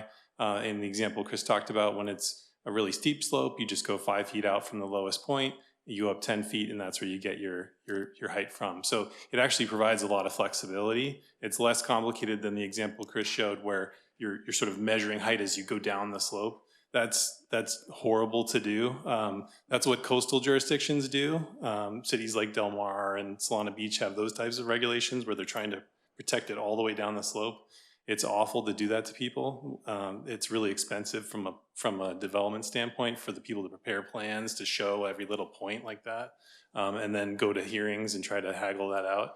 We're trying to make it simple. So you just go to the lowest point, you'd go out 5 feet, and then you'd get your height from there. So it makes it a lot easier using the high point, low point, and it provides flexibility to fit, usually at least, 2 stories. And like Chris said, with maybe a basement area or a crib wall area underneath, plenty of space for that. Thanks, Carl. Okay. City Attorney, I have a question for, 2 of the public speakers. Can I bring them up and ask them? You can. It's not a public hearing where we're taking testimony. It's Okay, a so we're workshop, just so you can workshop. you have a little more discretion to. But instead of speaking them Speaking, to please. in the seats, we should bring them up to the podium. Or You can. okay, yes. or If you, or. well, Mike, here's my question. You know, to all three of you, you know, is this first question and what we're going over? Would this ever be something that you guys would implement in your land? You know, like this slope or hillside measuring system. The only concern I have when you're looking at hillsides where you either do caisson or the step foundation system, which I'm pretty experienced with from Los Angeles, developing that Malibu corridor in Sherman Oaks, what they're referring to when they talk about those coastal areas is that they're referring to a mean high tide line when they're looking at that. And under the Coastal Commission requirements, you're not allowed to exceed that roof height because you can't encroach into the mean high tide line. So if you've ever driven down PCH or any coastal region, you'll see those orange ribbons that they have out there. Those are specific to where your height is going to be on that. That's the only area in this state that I know of that is absolutely protected, so you're not encroaching into those. Right. So you know, bringing that over to Murrieta, basically in two areas that we're talking about, Mr. Hollingsworth and Mr. Long's property. You know, I guess the question is, would you guys ever, you know, build on this type of, you know, steep slope or? Well, I don't have the experience that Mayor Ingram has to be able to comment explicitly on this, but I can tell you this style of building is something that we're considering within our specific plan on some of those lots in order to be able to put a house there and not have to do mass grading like Rear Ranch was done, and to be able to utilize some of the existing slopes. So what's your opinion about? That's what I mean is I don't have the building expertise to have an opinion one way or another on the analysis of this versus the others that were outlined in the staff report. But you know, I trust staff's interpretation of it that this seems to be more simplified than the previous or the current way of looking at it. You know, it's not a question that I can get deep into. Mr. Long, do you have any input on that, or is it? This is what we have currently. Can we just mention, this is what we have currently. So if you see the example on the left, where you're measuring as you go up and down the slope, that's what we're trying to fix by going to what Chris showed, where there's just one height. Yeah. Instead of having varying height up and down the slope, that's the complicated existing situation that we're trying to So address. for measuring from top to bottom, we're trying to simplify it. Yeah, it undulates with the slope. So there's a million different reference points when you have a slope that is, you know, all over the place. So then stepping where you're looking at an ABC slot cut like you would see in Greer, because that's what they did when they graded it. That's all manufactured slope there. And that's always been the concern with the hillside ordinance. You would do this. Right, Yeah. there you go.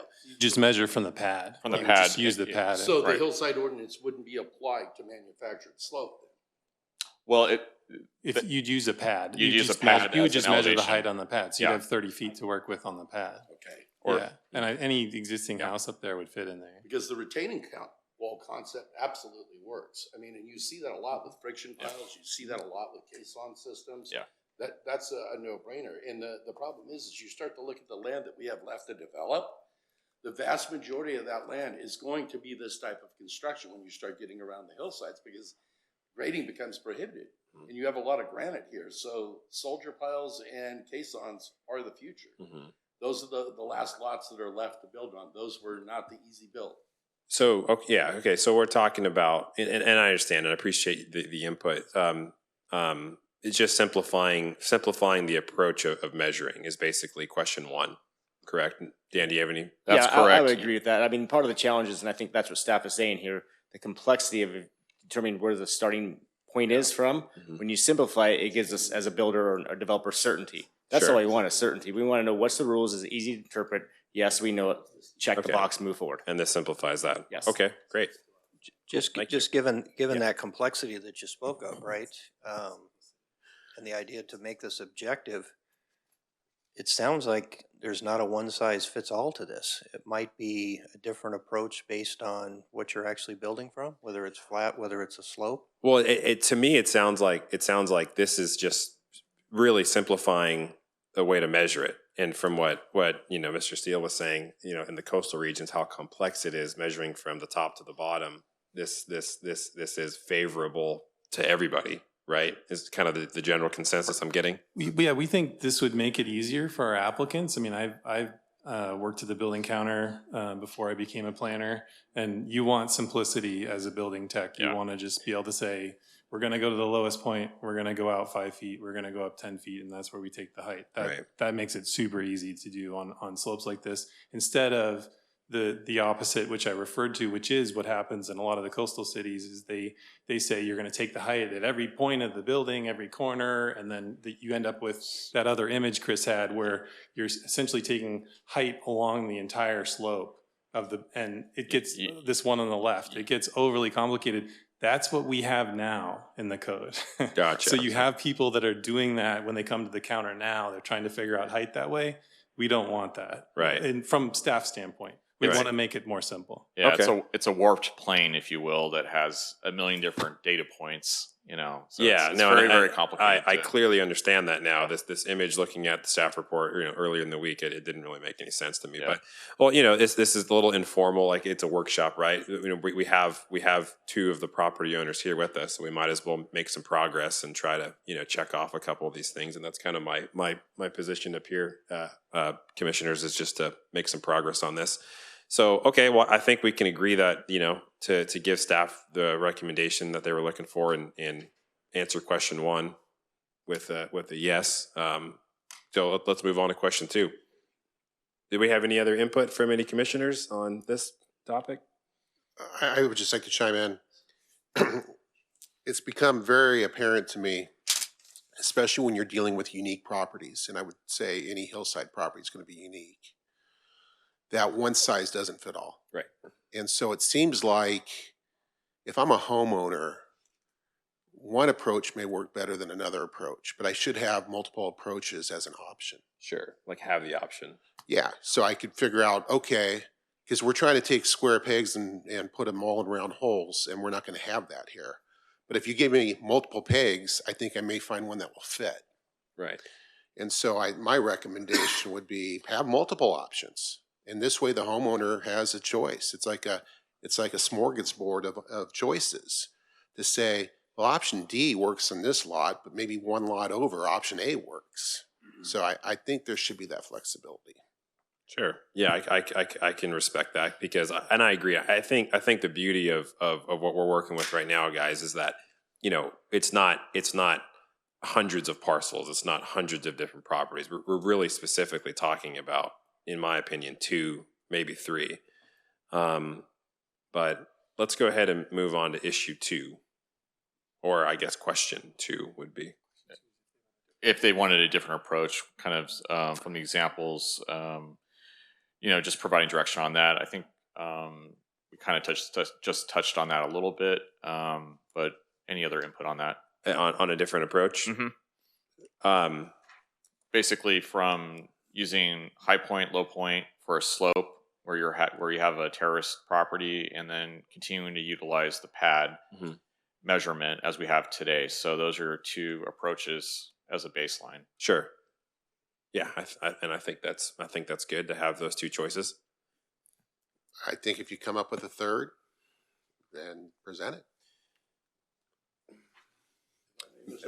Mr. Ingram, would you like to? Yeah, sorry.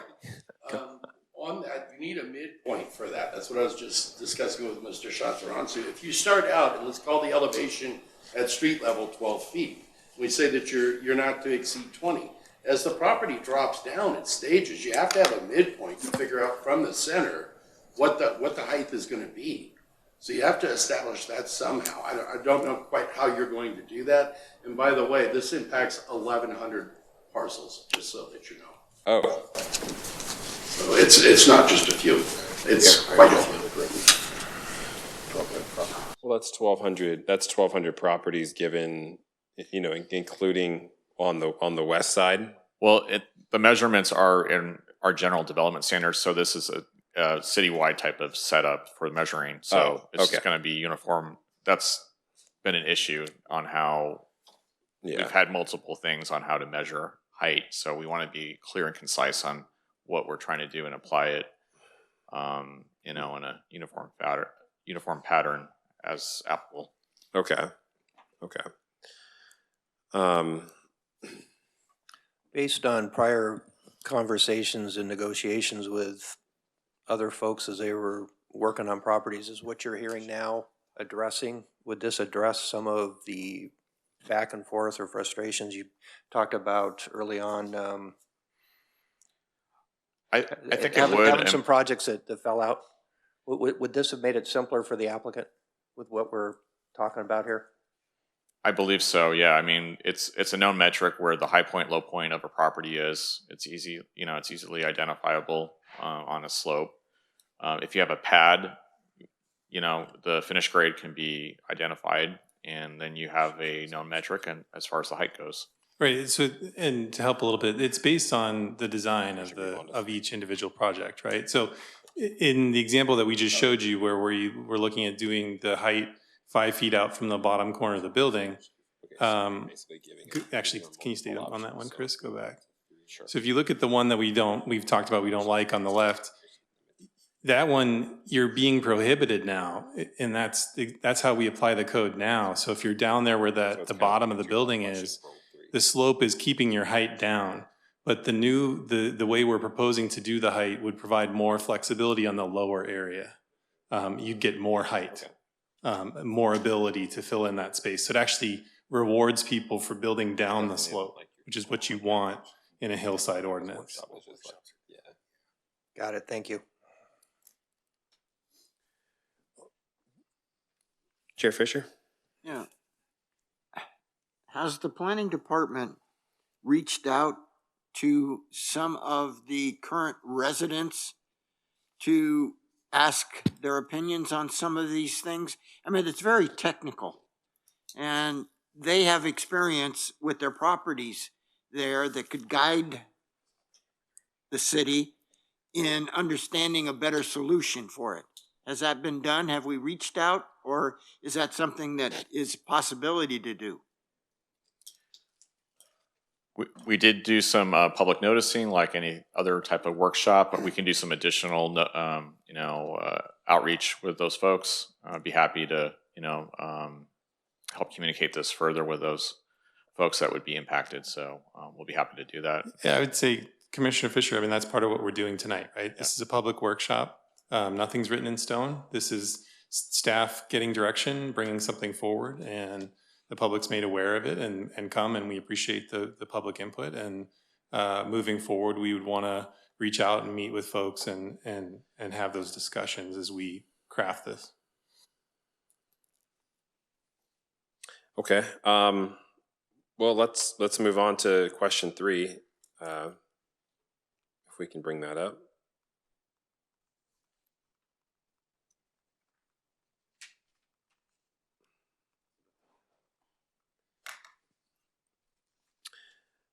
So can the commission support staff's recommendation on limiting the provisions within MMC 16.24, the hillside development, to those mapping areas which are greater than 25% as provided in the above draft language? All right, so let's break that down. And that was referring to the staff report, so that's why. Right, so let's go back to the staff report and again, just kind of dissect it. Yeah. There we go. So what we're saying is chapter 1624, which is what we currently have, describing hillside development. That criteria would be, referred to for these orange areas. And then what you would do is you would drill down further in these areas within the orange areas that are 25% or greater. That's where those provisions would apply. So we're kind of doing a double drill down. Okay. And I'm sorry if this is a repetitive question, but do all the areas have this 25%? No, there's some certain portions of these parcels. There may be areas that are flatter or less than 25% because it does undulate a bit in some spots. Okay. So that's why you do the additional drill down with the GIS and the 2-foot contours to kind of understand what your baseline is. Okay. Can you give me a further example of how how this, at like maybe a development that this could impact? Like, Well, so, Chair, one of the things we'd say is this would make it clear that in the situation you talked about before with the storage facility, that the hillside ordinance doesn't apply outside of these mapped areas. So we're essentially asking the question, is using this map and saying it's the 25% slopes and more acceptable? And that way we're ruling out all those other areas in the question we had about the project you discussed, the storage facility. Right. That would, the code would be clear. It would say, nope, doesn't apply to that storage facility. It's not in that mapped area. So we're essentially saying, are you comfortable with us saying it's only in the mapped area that we're going to apply this? That's it. Okay. Understood. Do we have any comments on this? Yeah, just looking at the language, and maybe I have an older copy, but where it refers to, that has a slope 25% or greater and as designated, we want to put in not to exceed 50%. There's a couple spots there, at least in my copy, where it talks about the 25% or greater. Would we want to put a metric in there just for clarity?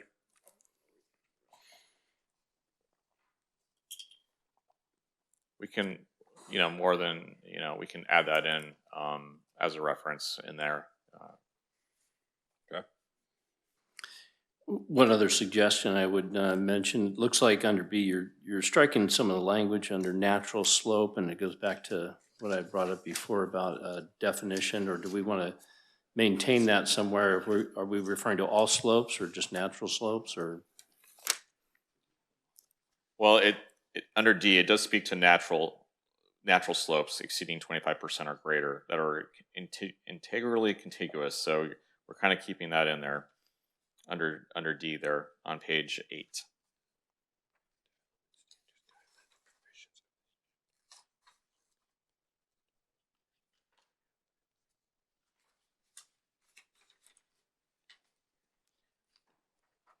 I think just going back to what I had mentioned before about a definition of what natural slope is when it comes to slopes that have been developed previously versus ones that have never been developed.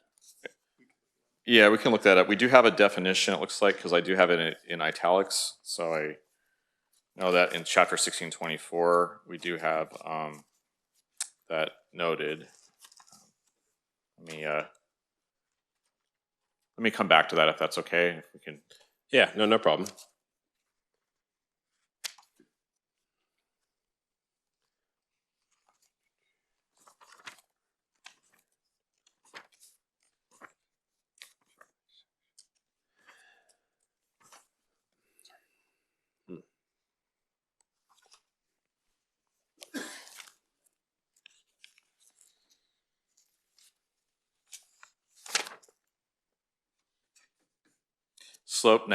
Okay, so slopes that are natural, a slope that is not man-made that exceeds 25%. So that's our current definition. So we probably need to enhance that a bit. So. Okay. And is anything proposed to enhance that, or not yet? We'll have to wordsmith it a bit more, I think. It's a little bit weak, I think, in my opinion. Okay. But that's our current baseline today. Okay. So when we come back to this, we can maybe look for some more definition on that. Absolutely. Okay. Well, then with that, can we move on to the fourth question without, where are we at here?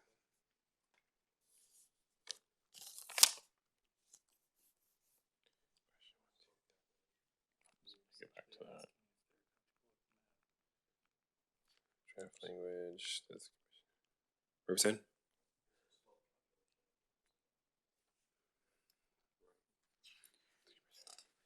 So the exception section's on the bottom of page 8 of the staff report. I think that would include things like flat work, pools, spas, which results in disturbance of 50 cubic yards or less, doesn't require a grading permit. Just things like that would be an exception to this, as well as accessory structures that are, that don't require the removal of more than 50 cubic yards, does not require the use of retaining walls, meets the other criteria in other sections. So we're essentially trying to look for things that we can make it easier for folks so they don't have to, this doesn't get triggered, right? If they're doing like a small hot tub or pool or something like that. Doing right? like So the question to you would be, is there something else that you're concerned about with these properties, or do you think we have a pretty comprehensive list here of mostly accessory uses, I think, right, Chris? Correct. Okay. Any commissioner comments on that? Nope. Good. Vice Chair? Good, okay. Well, I don't want to be the only one recommending something, but I think maybe a little bit more input, public outreach to, some of the landowners, is helpful for all of us.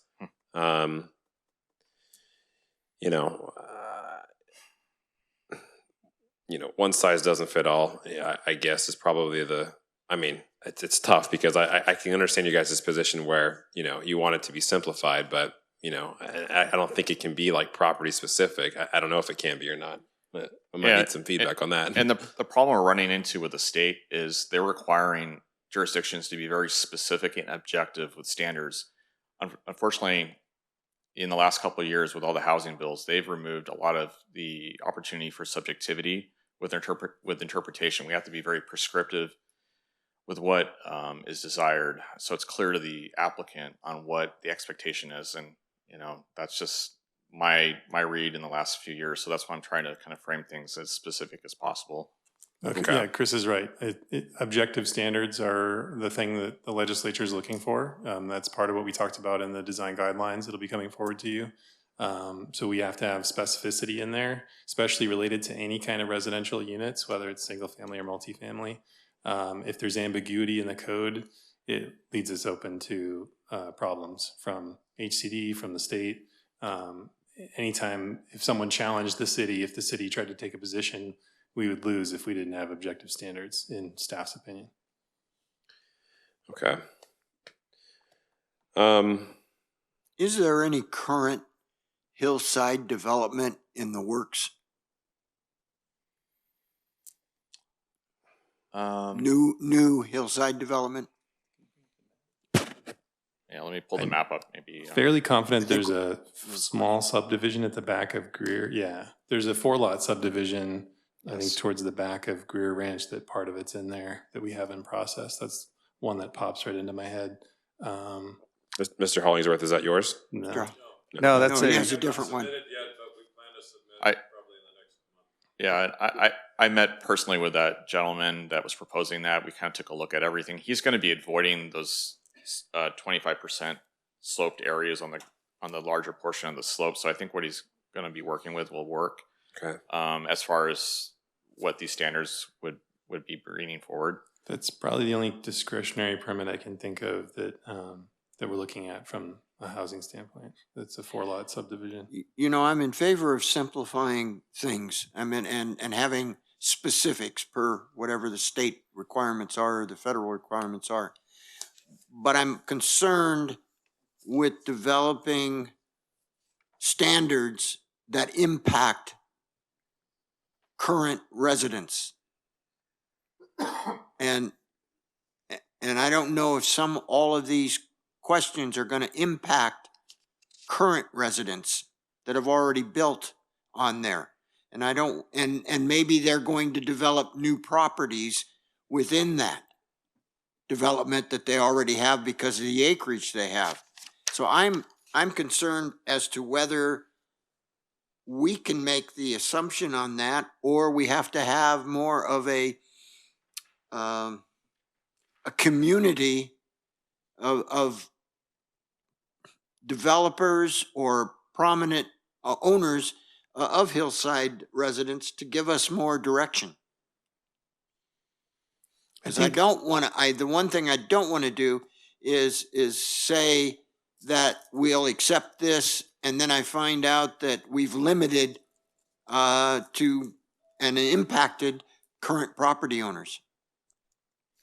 Yeah, and we do have some provisions currently for modifications with non-conforming situations.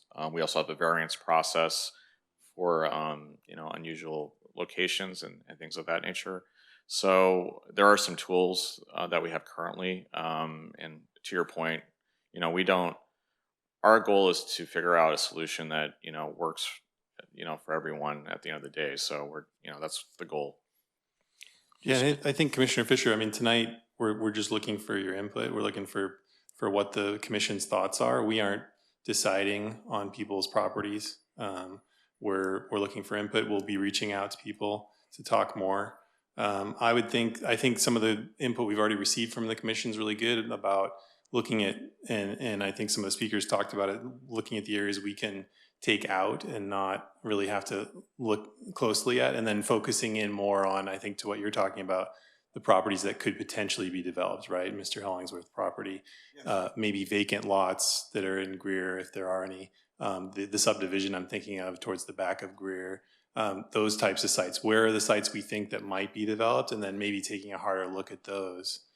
So that's follow-up analysis we could do. And that's what I'm concerned about, yes.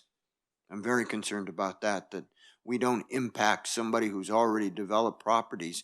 And like Mr. Hollingsworth's property is well guarded and trees and all things, and he may want to develop new things, and I don't want to inhibit his ability to continue developing a property that he owns. Now, we certainly want, there's a lot here, and we certainly want to make sure that we get this right. And to your point, we want to make this objective, right? The specifics and the details matter, because a little time up front is going to save us a lot on the backside. And to tag on to Mr. LaPaglia and Mr. Fisher's comments, when you look at B there with those residential accessory structures, between the fine folks that showed up here today and maybe some others, that might be worth taking a second look at just to make sure we didn't miss anything. In other words, what's currently up there that maybe we overlooked, just so that we get this right and we get it buttoned down. Thank you for that input. And I would say by and large, what the goal here is just to clarify our existing standards we have in place today. So, and making it, more user-friendly and working through that. Let's get through 5 and 6 while we're here, and then we'll continue after that, or continue the workshop after that. I'll just read it off, and then if commissioners want to give some input back to staff. Can the commission support staff's recommendation for removal of this formula, and the city's GIS can provide the same information on a consistent basis for project review? So if you want to give us a recap on that, which I believe is a computer software, right? But go ahead. Right. So we have this formula. It's been misinterpreted in the past, going back to that storage facility project. So that's kind of the beginning of how that has been misapplied as a recent example. So that's why we're proposing to remove this, since we have the GIS data to do this analysis at the end of the day. Yeah, I'm very much in favor of that. Yeah, that seems simplifying it. Because that formula, I'm not a mathematician, but I think you have to be to get that formula right. And if we've got an updated ability to do it technically, I think we can do that. Should do it. I saw the formula and had a flashback to my statistics days and an instant headache. Just a quick question on that, on the GIS. Is that something that's utilized by other cities, and is that a generally accepted measurement of? Absolutely, okay. Yeah. Okay. I've worked at prior jurisdictions. We were always using GIS for our analysis. So yeah, we share the same data that the county shares, Commissioner Harlan. Our GIS staff coordinates with the county staff and SCAG.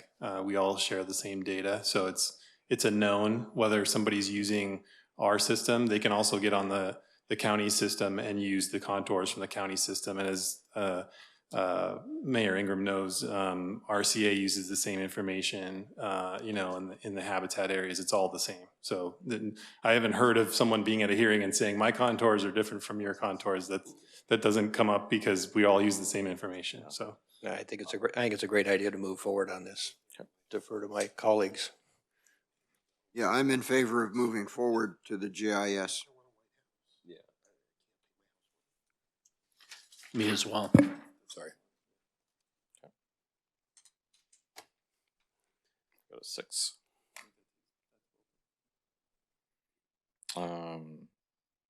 Yeah, it's the same sort of deal for the prominent ridge line. Yeah. Same deal. Okay. Yeah. That's good. All right.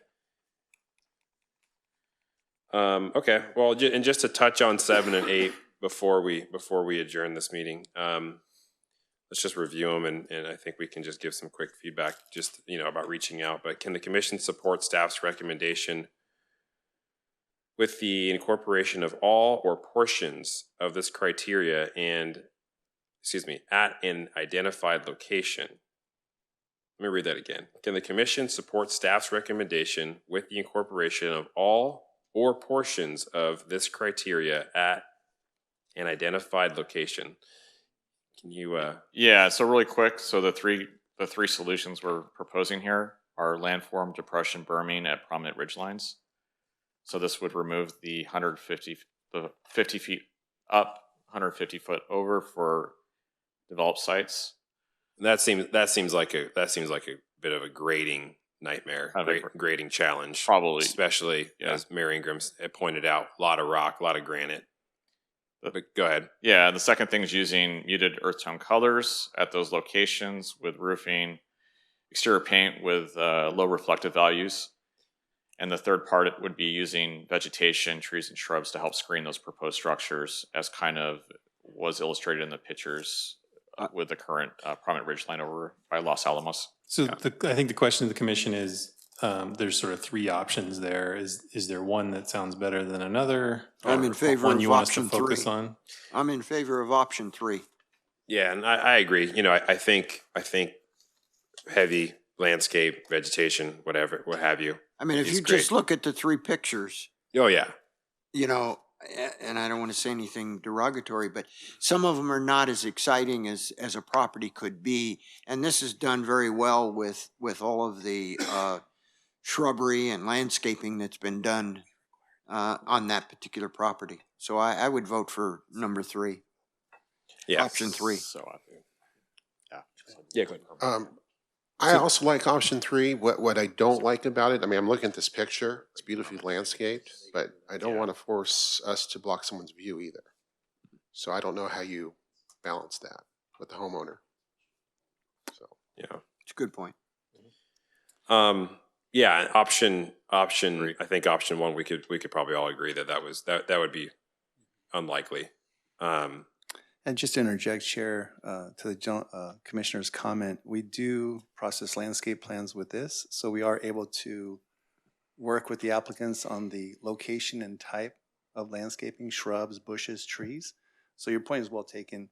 Yeah, the intent would not to be block someone's view shed, but I think orienting the right types of plants and trees could accomplish both goals. Sure. But the point is well made. Yeah, to kind of complement, what's already existing, like what natural vegetation's existing, or to complement.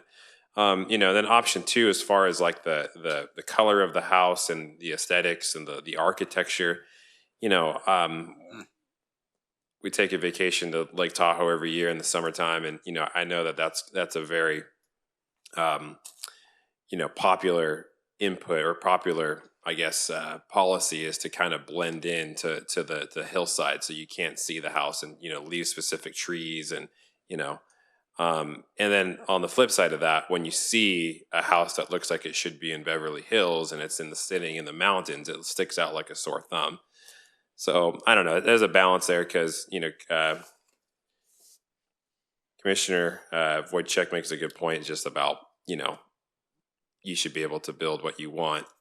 Although I agree with that, but I also do think that there should be some limitations. One of them absolutely being the height of it. We don't want a massive 2.5, 3-story house on top of the hillside. So I definitely think that for the considering or speaking on behalf of building houses on top of the hills, there should be some type of height limitation. But again, like, where do you have the measuring point? You guys figure that out. But definitely some type of height limitation to where it doesn't. Well, you'd probably use a pad measurement. Sure. If it's on a slope. My other question with that is, with these changes, would we be recommending removing the 150-foot 50-foot threshold at a slope, at the top of the slope, as it is today.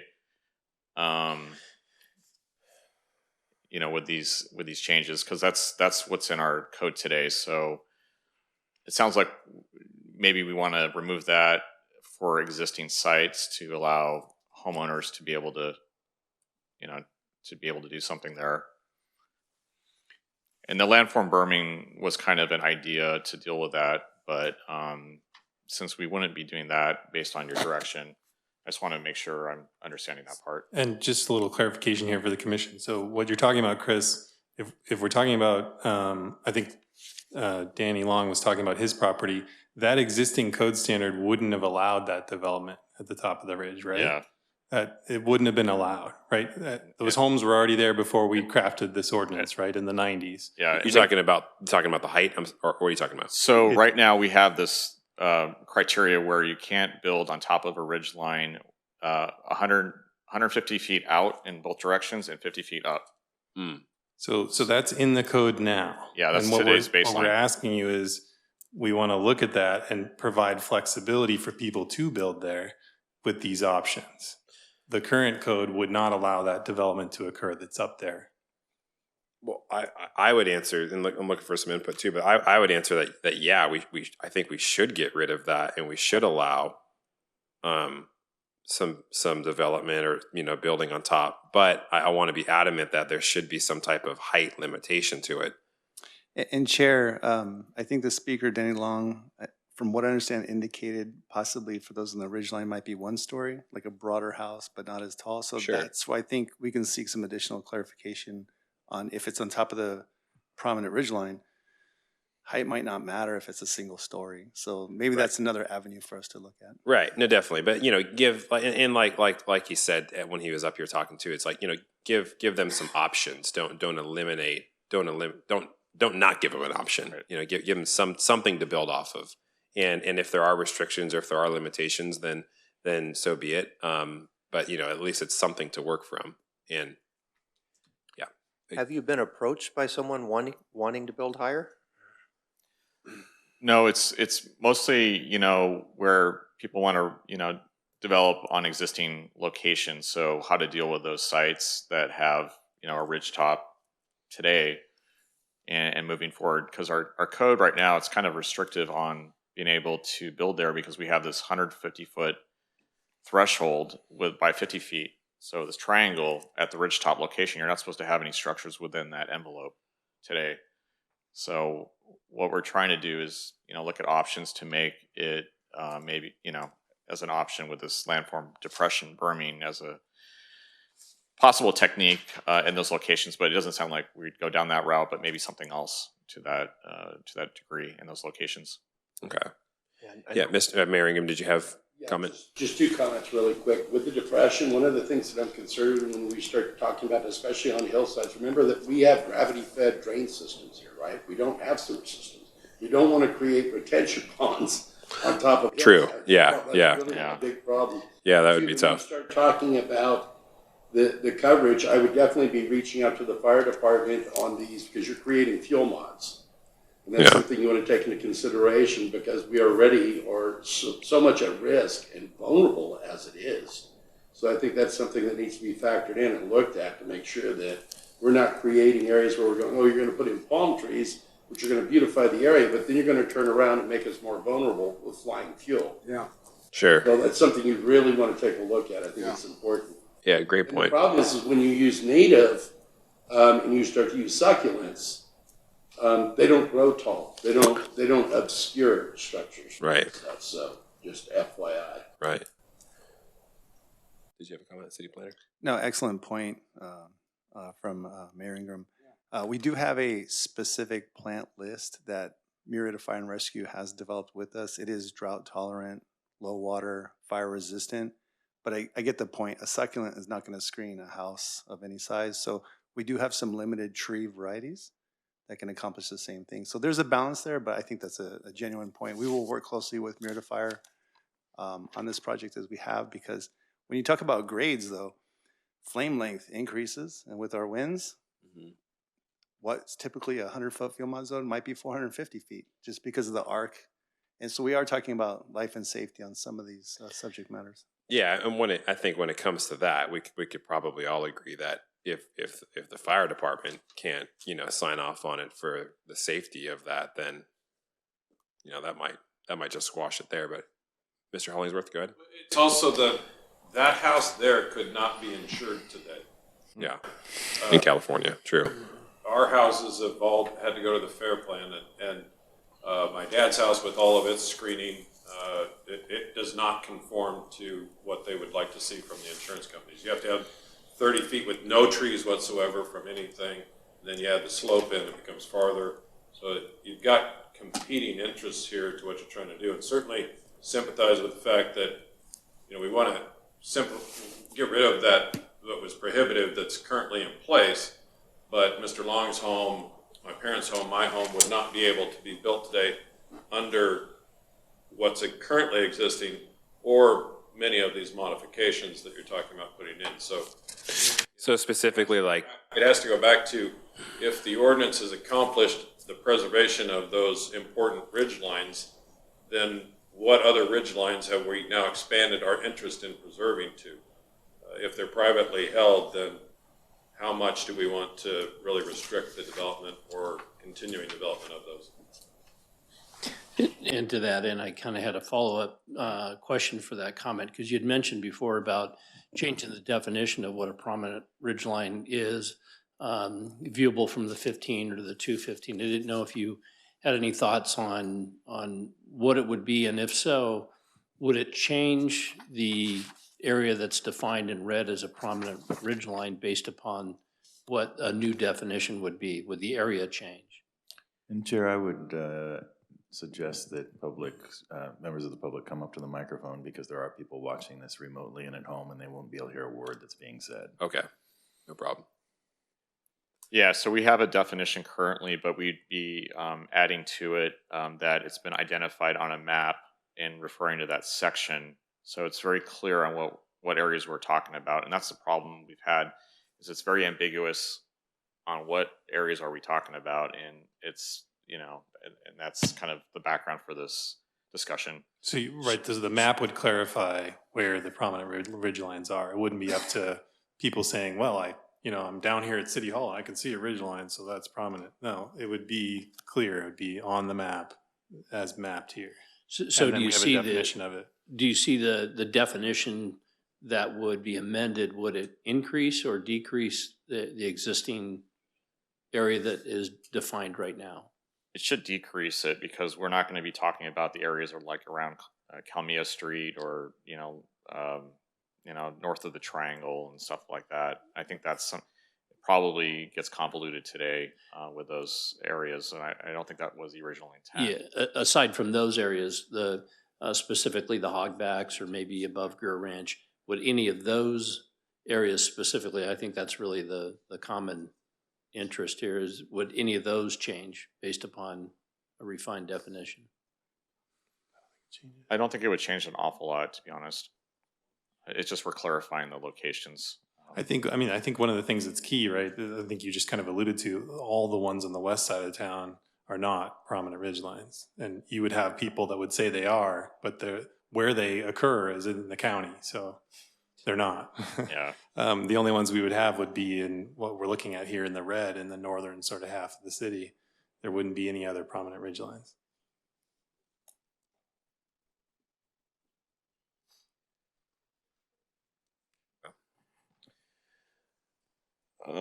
Well, any other comments from planning commissioners? I agree with that. I think option one was prohibitive. Yeah. Went down, and I think, option two, although that looks nice, I think you probably have some homeowners that might do something like that, but to me that felt like we're moving into an HOA assignment, or trying to enforce that. So I'm with you on option three. Okay. It is an ugly house. Yeah, and I think like we recommended earlier, just maybe a height requirement, or some type of, or just that exactly.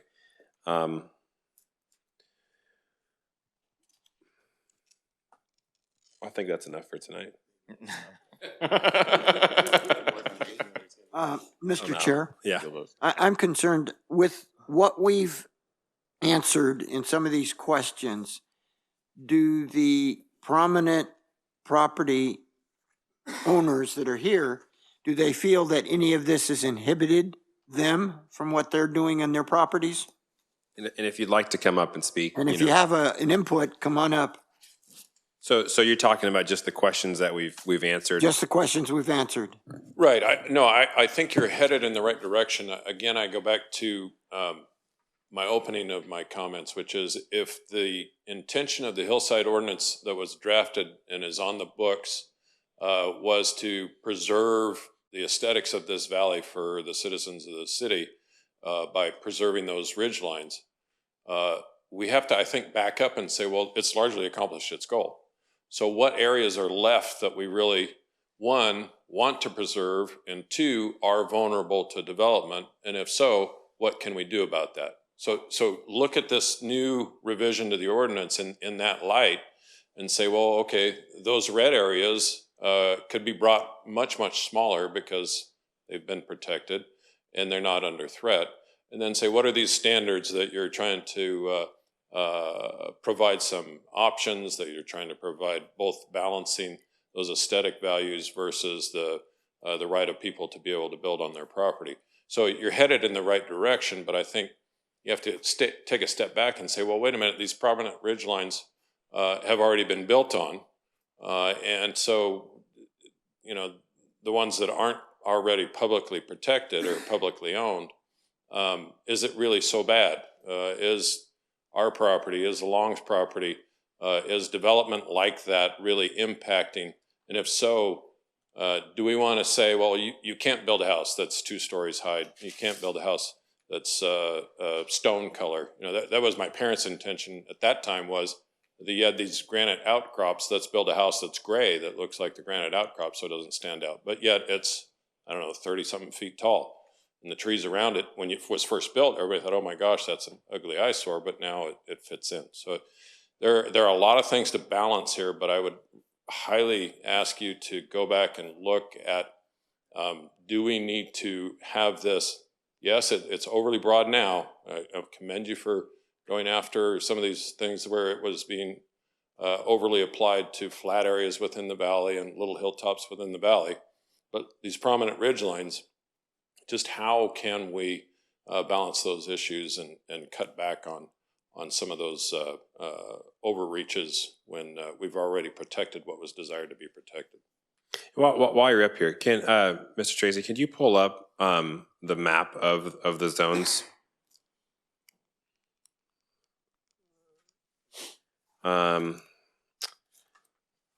That's kind of far out. I was going to ask Mr. Hollingsworth, Oh, I think I have another. Which property or how much of that property do you own? Yeah, there. The next one, I think it is. Yeah. Oh, yeah, sorry. There it is. There you go. So this is Greer we're looking at? Yeah, our properties, essentially, if you see where it says Havasu Road and Triangle, that would be the top corners. Oh, yeah. And then it goes all the way to south of what's currently on the screen. Okay. So that southwest corner is all of our property. I think so. Okay. I think most of That's it's- not a prominent ridge line. Just if you go back to the Go red, back to the red there's line no map. red there. So just so you know, the red is further up, sort of on the back side of Greer. Yeah, In the staff report I saw, it started just past the Hollingsworth Heights or the Murrieta Heights development. We're talking about the red, the prominent ridge line. The red area. The red area started, the orange area? No, the red. Okay, so the orange area. Orange is in the hillside overlay, and then the red is a prominent ridge So the ridge line wouldn't apply. Okay. Yeah. Thanks for that clarification. Yeah. But it's safe to say that your family owns a good portion of that area that we're talking about. The southern portion of that orange area. Yeah. And then the northern portion, which kind of goes through Greer and then into land that's already I protected. think most of that's publicly owned or Adobe Springs. Yeah, okay. Adobe Hills. Murrieta Hills? Murrieta Hills. Murrieta Hills. Right. Murrieta Hills specific plan. Well, I think like you keep saying, we've got two guys here now, but definitely an outreach to them when we leave this meeting to Mr. Hollingsworth and Mr. Long would be appropriate. So same question. I'll echo what Mr. Hollingsworth stated. I think we're certainly heading in the right direction. One of the things I'm still a little hung up on is prominent ridgeline. What determines what's in prominent ridgeline? From what I'm hearing, it sounds like it's slope. Is that correct, staff? It's a defined area. It's defined in the existing development code. Yeah. What a prominent ridgeline is defined. Chris has the Yeah, definition. Can we get that up? Yeah. It is. Okay, so this is a ridge or hill location that is visible from Interstate 15, 215, or an arterial or secondary street that forms part of the skyline or is seen as a distinct edge against the backdrop of land. So it's very abstract right now. It's mapped in the general plan as well. So part of what Chris has is referenced in the general plan, and there's policies in the general plan that refer to preserving the prominent ridgelines. So what I heard was visible from the freeway, 215-15. And circulation element arterial roads. And secondary streets. Yeah, all the circulation element roads. Sure. Then okay, right. And that's actually part of my concern. That's extremely vague. It seems like there should be a lot more prominent ridge lines than what I'm seeing on this exhibit. Because I'm certainly could say that we're not the only hillside in the entire city that's visible from the 15 or 215 freeway. I think we can all agree on that. Yeah. So I have a little bit of heartache on that. And I would really like staff to look at that a little further, work with the property owners, and get some direction from commission on that as well. Right. Okay. Yeah. I agree. That is kind of it's pretty vague.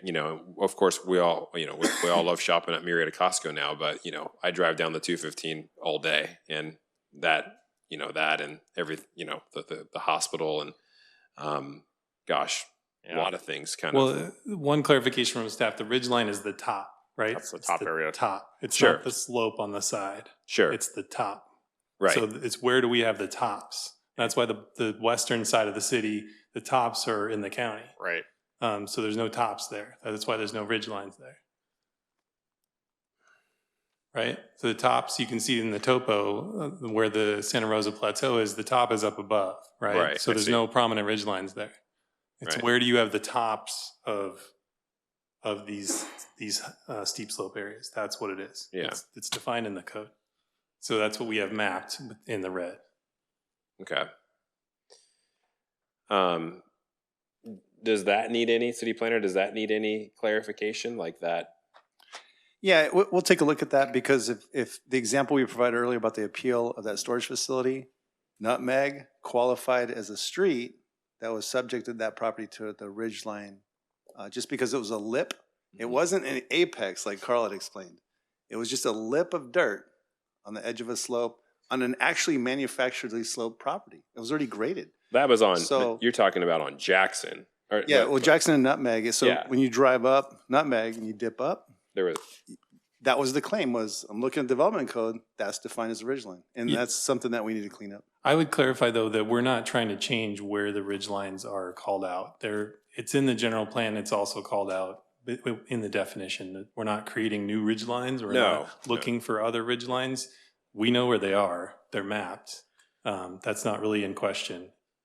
Yeah. From staff standpoint. Okay. I think is what can you put on it? That's what. Yeah. That's what it you're going seems to like. task us to dig a little bit deeper on. Right. Okay. Well, where were we? I heard some direction from commission to reach out to property owners. That's something we can definitely do. Yeah, Staff's ready and willing to do that. Circle back. Absolutely. Yeah, right. It's circling back to what I said earlier. It's just it seems like we're focusing on two specific areas, and you've got two owners here that own a good chunk of this. Right. I'm a little confused still on the 1,200 parcels that it affects, but we'll dabble on that later. There's a lot of houses in Greer Ranch. Yeah. Okay. That's already developed. Yeah. Okay. Yeah. And and we'll take out those areas that are in the RCA conservation areas. So we're kind Sure. of drilling down more on, okay, what parcels are privately owned Yeah, that are. that'd be great. That'd Yeah. be great. Just Yeah, we can have pull those out the effects. open space, all the open Exactly. space zoned areas. It will take out a lot of areas, I can Okay. see. Yeah. That'd be great. In your outreach, I would recommend also, possibly if he has the time and the ability, to have Mr. Ingram, who is a developer and knows an awful lot about developing properties, included in that outreach if we could. But it'll be up to him. No, that sounds good. I think he's in the overlay, so yeah. Yeah. We Yeah, can, it'd be a we can reach out interested to party him. there. Yeah. By default, yeah. Yeah. We'd appreciate that, Mr. Mayor. Yes, absolutely. Chair and Vice Chair, during the course of a discussion this evening, I think I heard two possible ways to engage the community. One was a larger community workshop to involve more property owners, and another direction was to work with specific landowners. And I just wanted to make sure I clarify what is the direction for Planning Commission. I would like the larger base if we could versus just 2 or 3, because it affects quite a few people, and I want to make sure that everybody who has an interest can express their opinion or give us their thoughts. I like the larger base rather than the smaller base. Well, you said everybody, like everybody that's in this red Well, zone. yeah, that is pertinent to what we're talking about. Not everybody in the city, but. Thank you for that direction. Okay.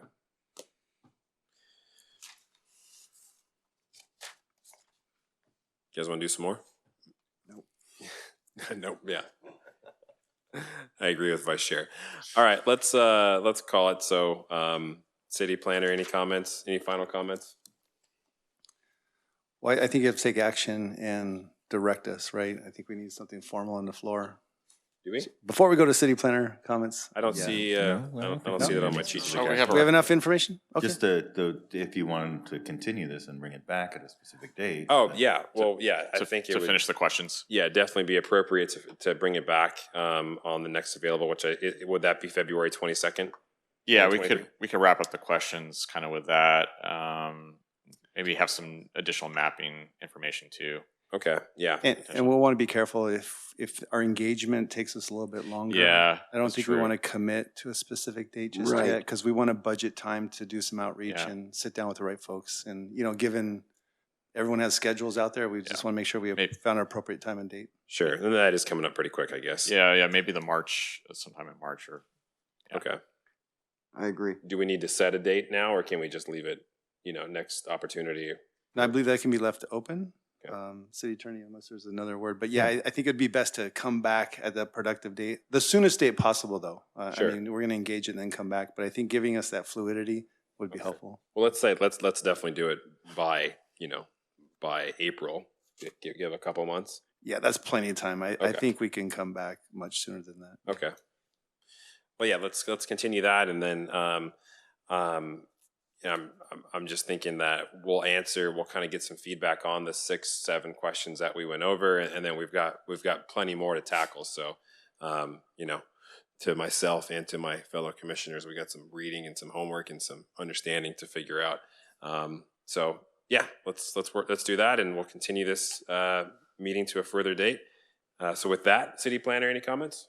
Just wanted to congratulate our 2 new planning commissioners. Great job tonight. We got more in store for you. I also want to give kudos to our alternates. I saw Thomas Beamish here earlier. I think he had to leave, but I believe we might have Austin Long in the audience as well.